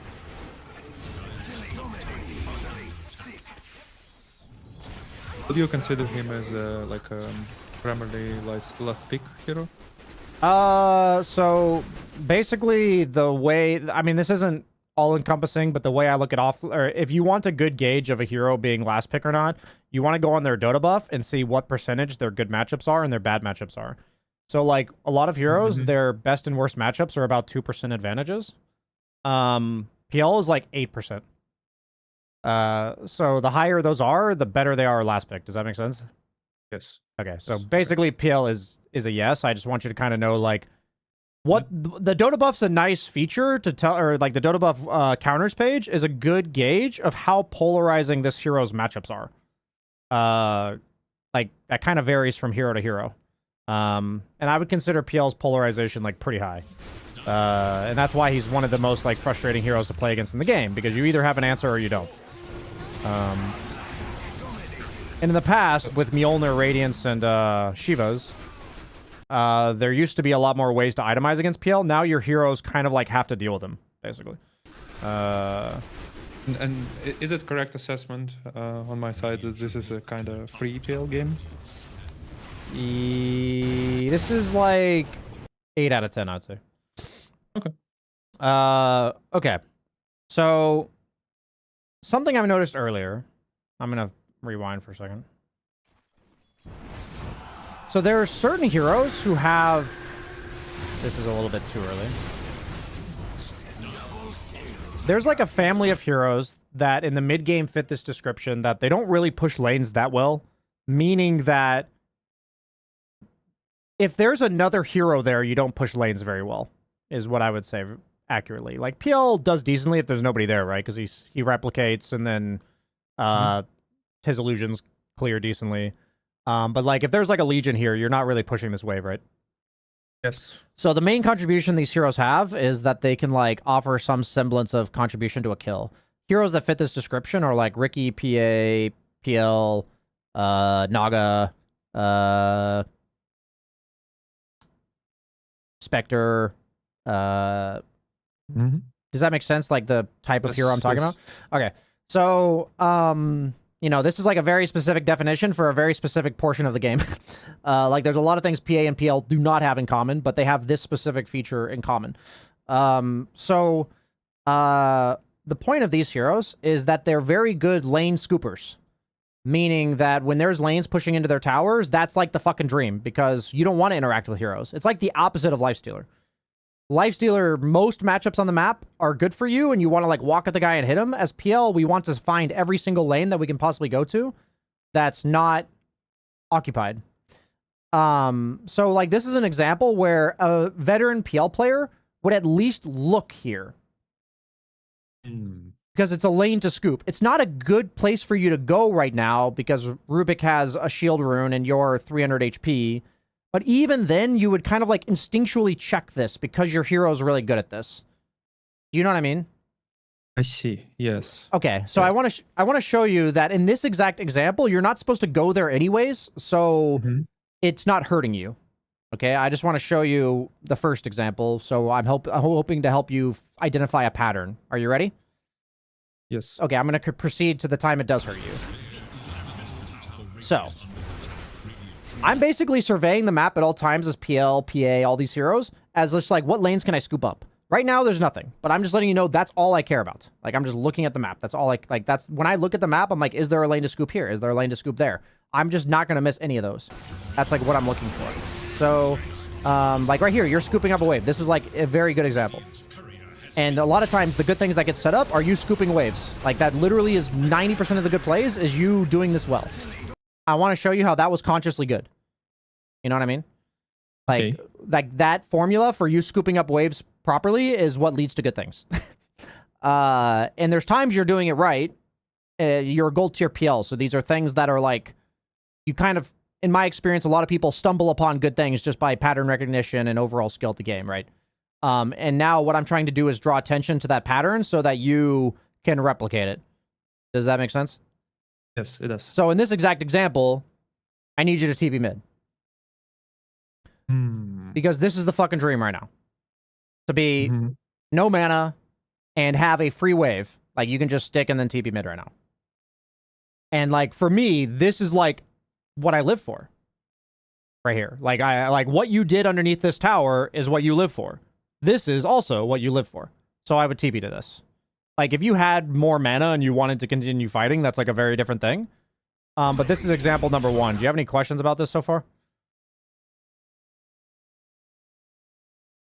Feel free. It's Let me think about this. Yeah, So, it's a like, concept. Go Right ahead. now, basically, 3 heroes dead. So on their team. So Yeah. I can basically go anywhere and I will be fine. Yeah. And the reason why you want me to go mid is because here we have already like 2 heroes, right? Yeah. Because there are creeps there as well. Indeed. So okay, so you just want me to split this farm, like The benefit but- is but, like, overall higher farm for but your let's- team, yes. yeah, but let's say CM TP's mid. Is it also a fine? Okay, but like okay. I see. How did I But- know it should be you? Do you have any ideas? No, I don't know. Because maybe they have TP to help me. Yeah. Okay. So okay. that's a great point.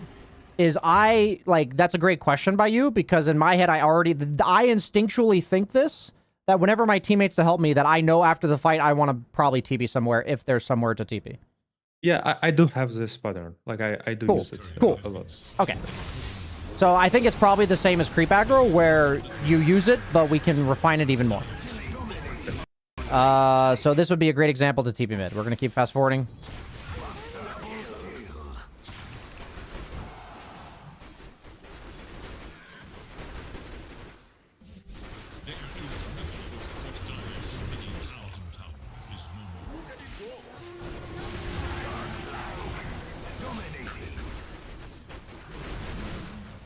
What about now? Here again. Yeah. Either here or here. Yes. Like, these are things this would be where my camera is. I would literally look at the map and see how to be like, oh, what's this wave look like? What's this wave look like? And then I'm already TPing to one of these before it's, like, in my tower. Does that make sense? Yes. Okay, so in this case, like, I think top is probably better because it's pushing faster. Like, I would have already TP'd about 5 seconds ago. But so you TP, which is good, and I think it's reactionary to the fact that the lane is pushing into your tower, right?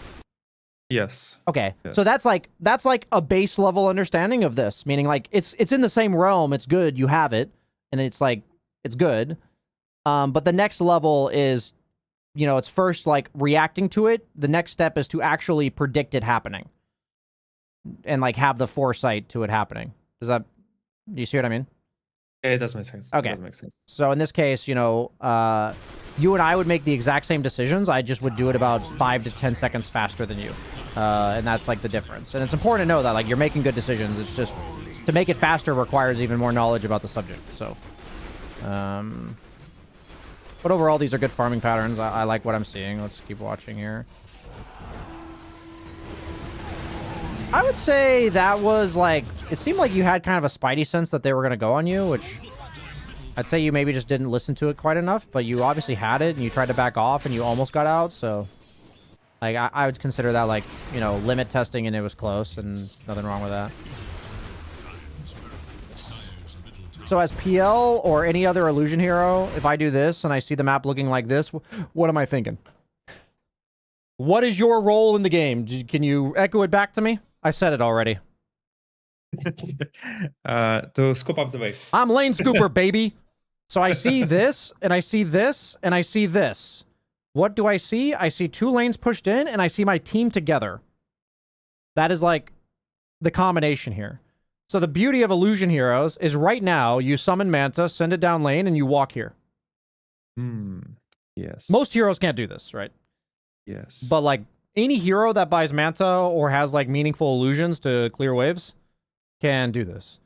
So like, and so a lot of heroes like PL and even Luna, for instance. So Luna's an example. Luna and PL are very similar because if nobody's there, they clean the waves really well. But if somebody is there, they can usually just kind of like walk at them. Do you know what I mean? Yes, I do. Okay. So both these heroes basically go through this gradual progression of early game. They're kind of like scooping waves where nobody else is there. And then they get Manta, and then they can scoop twice as many waves. And then they get to this like second or third item where they can actually hit people or like fight people who are contesting them on the waves. Like, and then over time, these heroes like slowly but surely have way more impact on the map. Luna does the wave pushing better than PL, but PL becomes like harder to kill. You know, like they kind of scale in different ways, but you kind of know, you kind of like see the vision I'm creating for like the storyline of PL's game. Yes. I I see. So this is basically the storyline of PL's game. And in my experience, if he gets to like the second item and you have map control and the like leads in your favor, the game's like already over. Like in my experience, like without like egregious throws, you know. But this is the portion of the game that's the hardest to play, and so right here it's like I don't think it's like bad you got the tower. I think it's nice, but like I would prioritize getting the 9 creeps and sending my Manta down mid. You see, I did the same thing that you told, but just in a a little bit slower. More newbie ways. Yeah. So it's clearly your like ideas and instinct are on the right track, and that's good. And I think what I'm realizing when I'm talking to you today is that like there is this like fundamental understanding that it's not like a reaction time. You know, this isn't like you just need to think faster. This is actually just like a fundamental understanding that I think once you've hammered in your primary role is to look for scooping waves and layer it on top of everything you're already doing. Like, don't lose any of that, right? You've got a lot of good foundation here. Once we layer that on top of it, then your movements will just be faster. Very nice.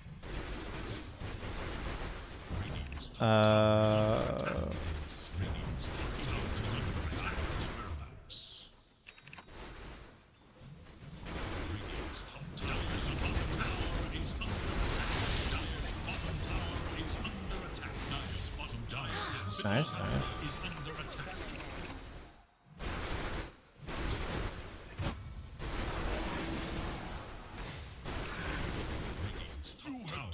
What do we have here? You have like a Wraith King offlane that went blink. Okay, so basically you guys have like no playmakers. So what I'm thinking in this game is that they have a lot of team fight, they have a lot of pick off. We have like absolutely no team fight, absolutely no playmakers. And so all I'm just letting you know what I'm thinking is all I'm thinking is like I need to not I need to do my best to like not be the one that dies to their chrono and their duel and shit. And we need to like maybe be prepared if there's an opportunity to like have Void chrono our teammates and then like kill them afterwards, for instance. Like let the spells be casted in a way that we can turn the fight. Like that's what I'm looking for in this game. So I'm just telling you that's what I'm looking for while I'm just like hitting creeps and stuff. So like seems like you did that job pretty accurately so far.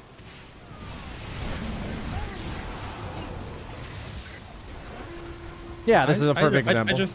I just thought that they don't have any dispels on their team. Like the Rubik doesn't have any dispel. Void I don't think have any dispel. So I just thought that I will be a hunter in this game. I'll be running across the map and like orchid everyone and like one by one, something like this. That's like was my idea like, in 3 minutes. That makes sense.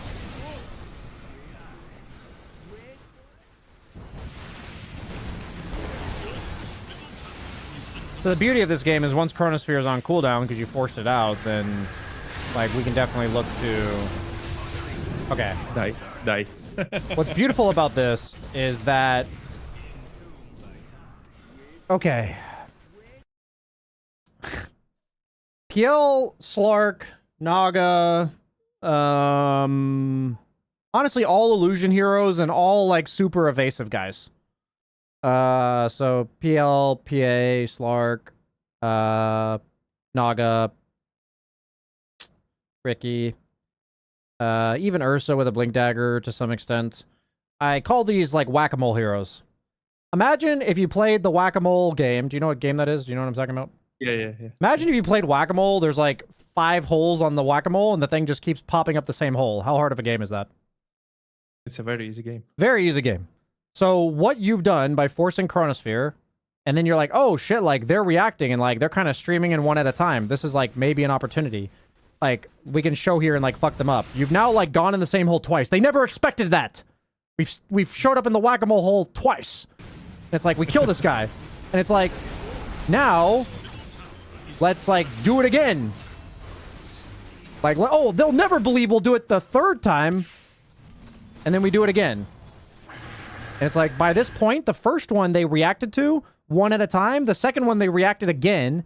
And you guys going again is acting like they don't have pattern recognition. Like, do you see what I mean? I see.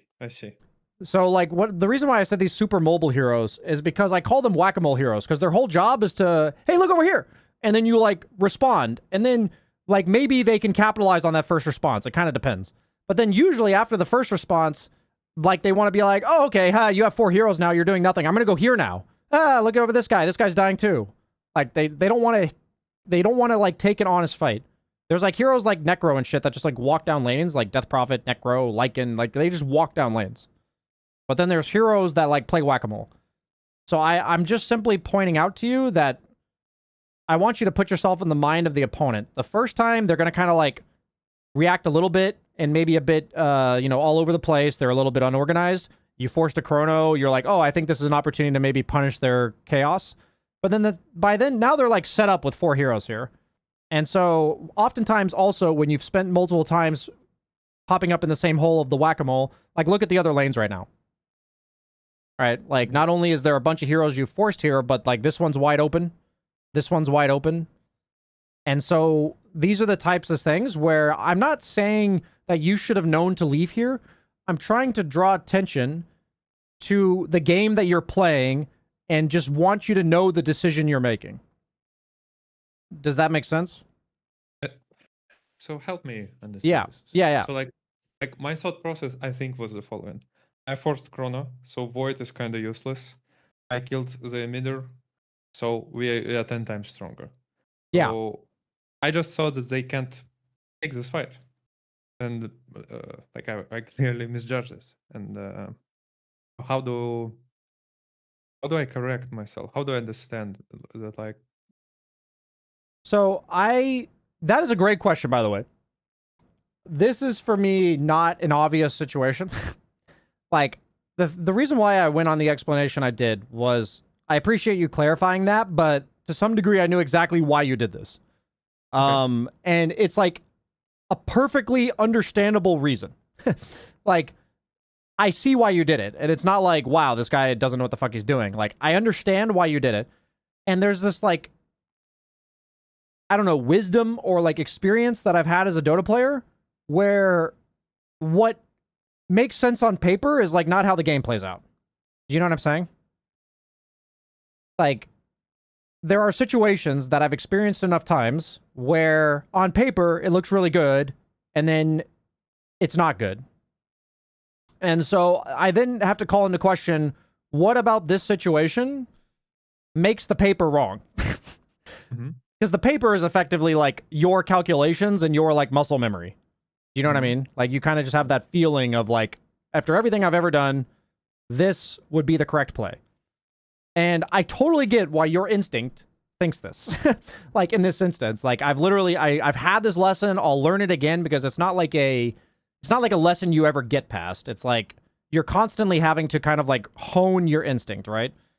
So right now, what I'm trying to tell you is rather than like what you're using is helpful, meaning what abilities got forced, all this kind of stuff. I want to be very clear. That is helpful. So like, don't forget about that.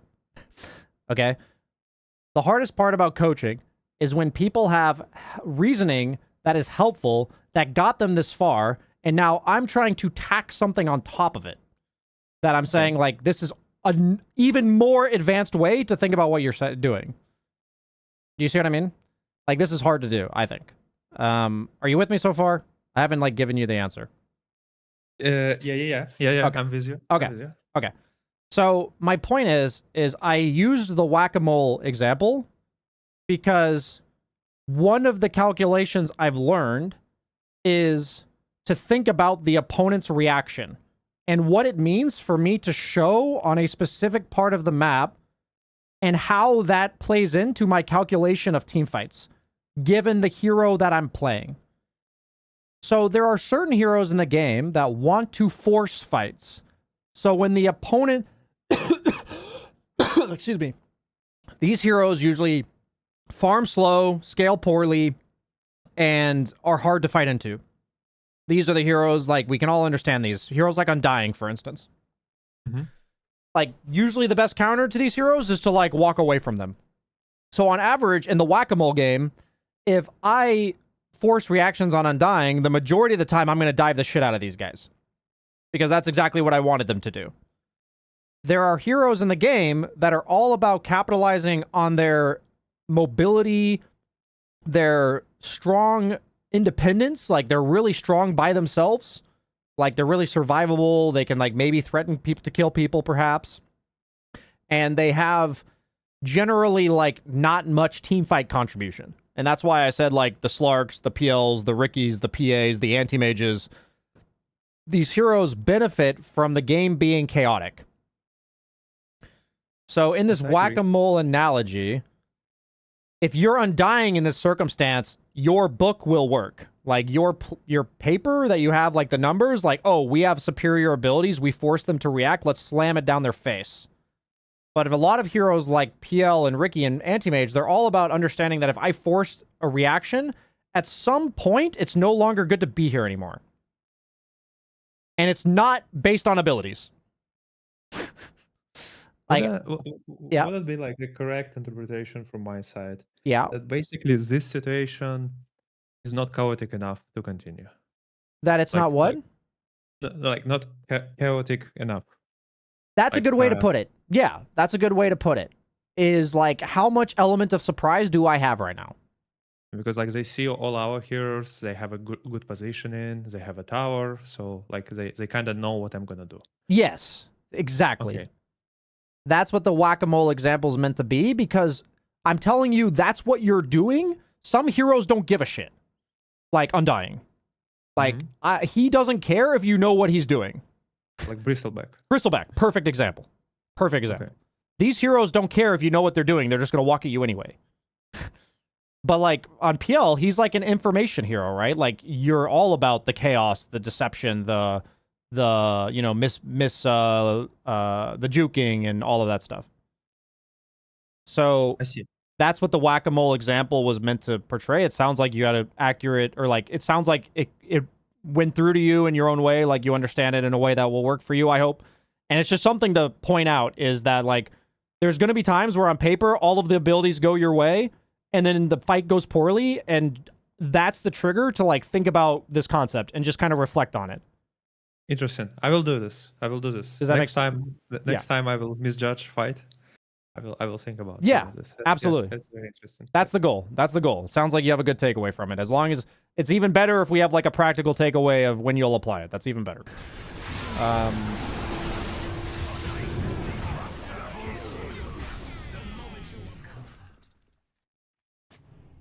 Don't worry. You'll probably see me on stream one day playing PL, and I'll do the exact same thing. It's all about like the frequency in which we do it, right? And sometimes it's good to come in, like, be the whack-a-mole that comes up the same hole 3 times.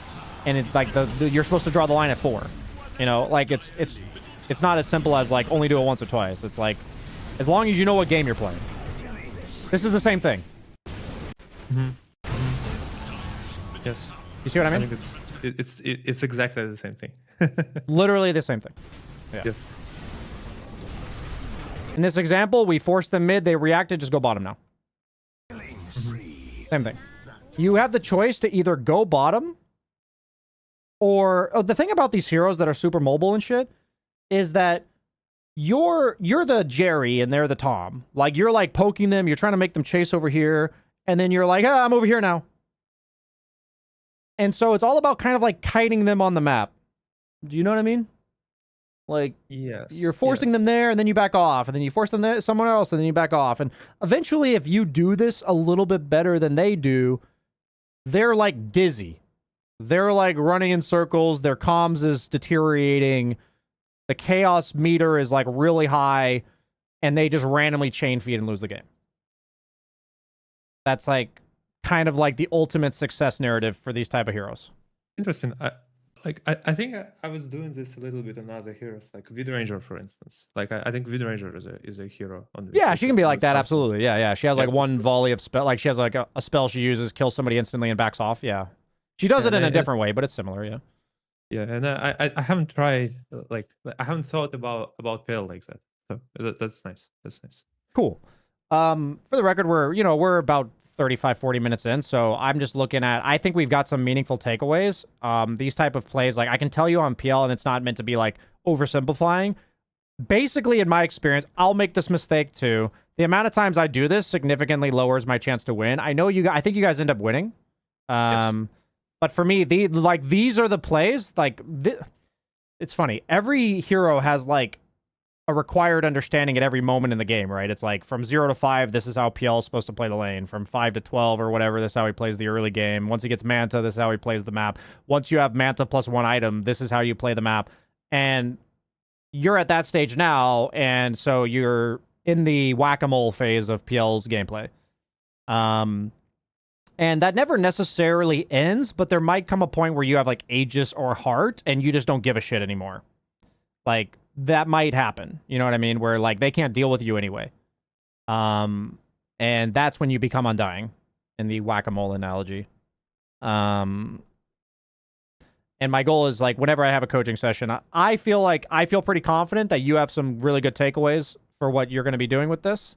So my question is, if you have any final questions or some clip or team fight you'd like me to see, is there anything else you'd like me to see in this game?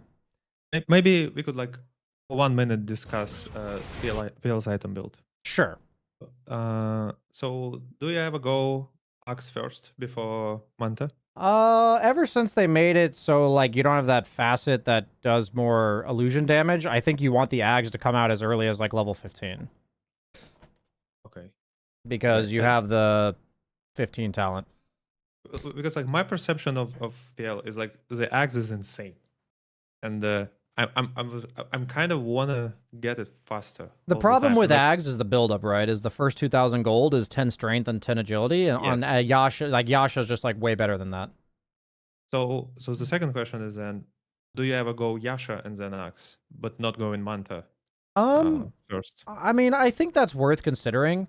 I think the understanding of that comes from you're a lane scooper, and Manta makes you twice as good at that.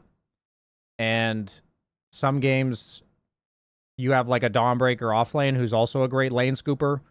And so maybe you don't need to increase your prowess of being a lane scooper. So, or I'm sorry, increase your ability to lane scoop. Do you know what I'm saying? Yes. So I as long as you understand, like, generally, you know, Manta's great for lane scooping, and it's great for survivability on the map, and if neither of those apply, I think Yasha and Ags would make sense. Okay. Okay. And the third question, like the final one, is it do you always build Skadi as the first 10k item?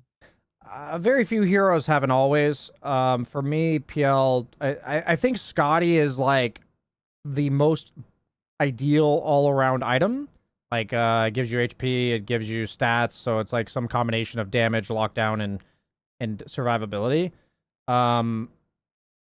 For me, it's kind of like, if I don't specifically need something else, then Scotty's kind of the go-to. But if I need to, like, be able to take longer fights, I'm considering Heart. If I need to be able to, like, if there's specifically heroes that right-click me down, I might go Butterfly. Basically, if I don't have a clear problem to solve, then Scotty's the go-to. Does that make sense? Yes. Yes. I just found myself that I like never changed this item, so I wanted to. Yeah, and quite frankly, you might not have, like, this is a possibility. It's not necessarily true. You might not have, like, a really deep understanding of PL's potential issues to run into. So then you defaulting to Scotty because it's overall on average is the best item. Like, if you had to buy the same item every game, fourth, Scotty would be the best performing one, in my opinion. So it's just something to be aware of, that it could be that all the games you're buying Scotty, it was just correct to, like, it's just ideal to buy Scotty.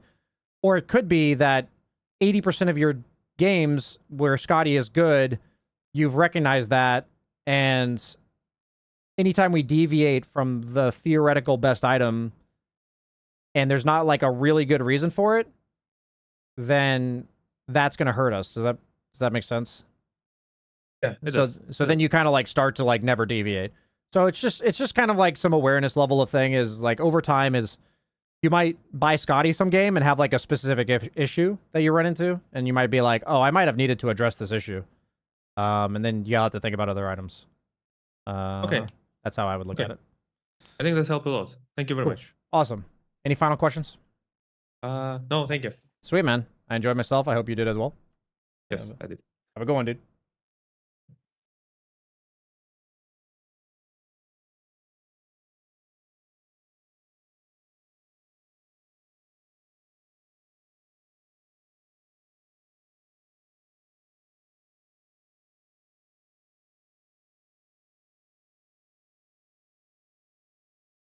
I ask people, do you know what whack-a-mole is? Because I've had too many experiences where I use like an American reference and then nobody understands it, and I don't actually consciously know what is American or not.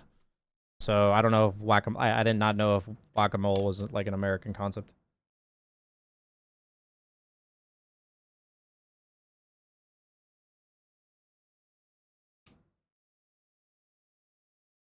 I purposely left the coaching session on. I generally stream most of my coaching sessions. The recording goes on my YouTube memberships, but you can like find most of the time I stream the actual coaching session. Let me take the time to log this.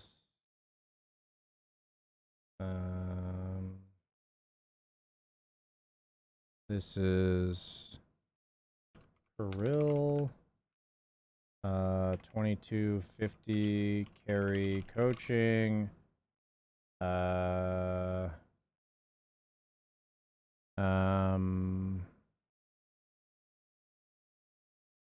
Deep dive into Phantom Lancer. Okay. I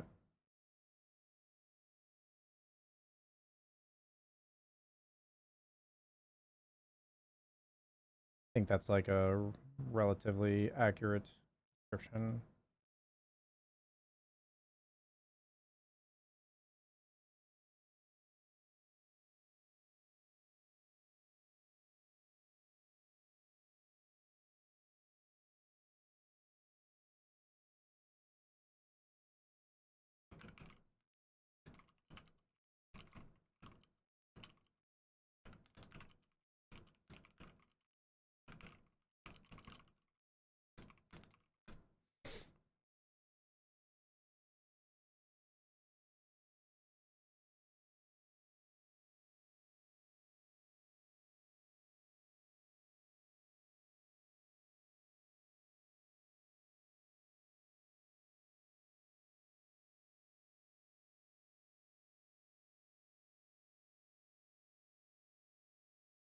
I went to your mom's lane. It was unoccupied.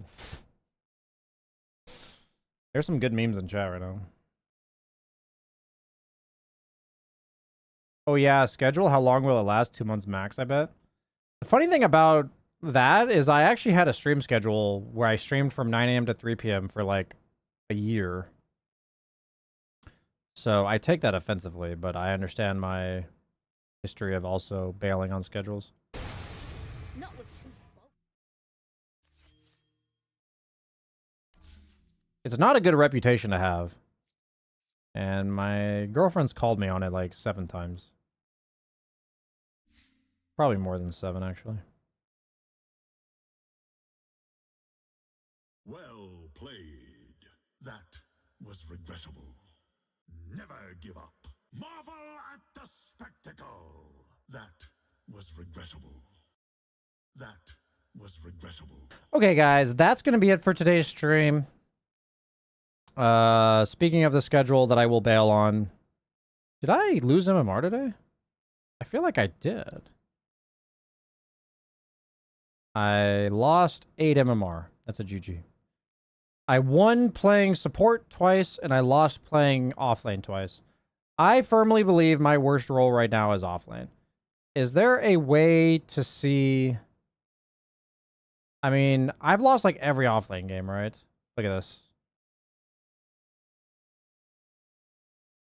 I've lost like 5 in a row. And I feel like before that, this Huskar game was offlane.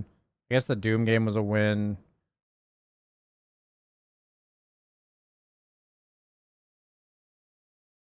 Loss. I feel like my offlane win percentage is like really bad.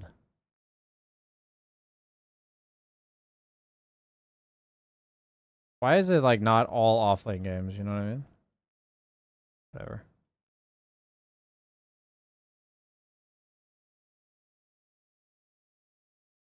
Okay, guys, but that's it for today. I will see you later. Thanks for watching. Bye-bye.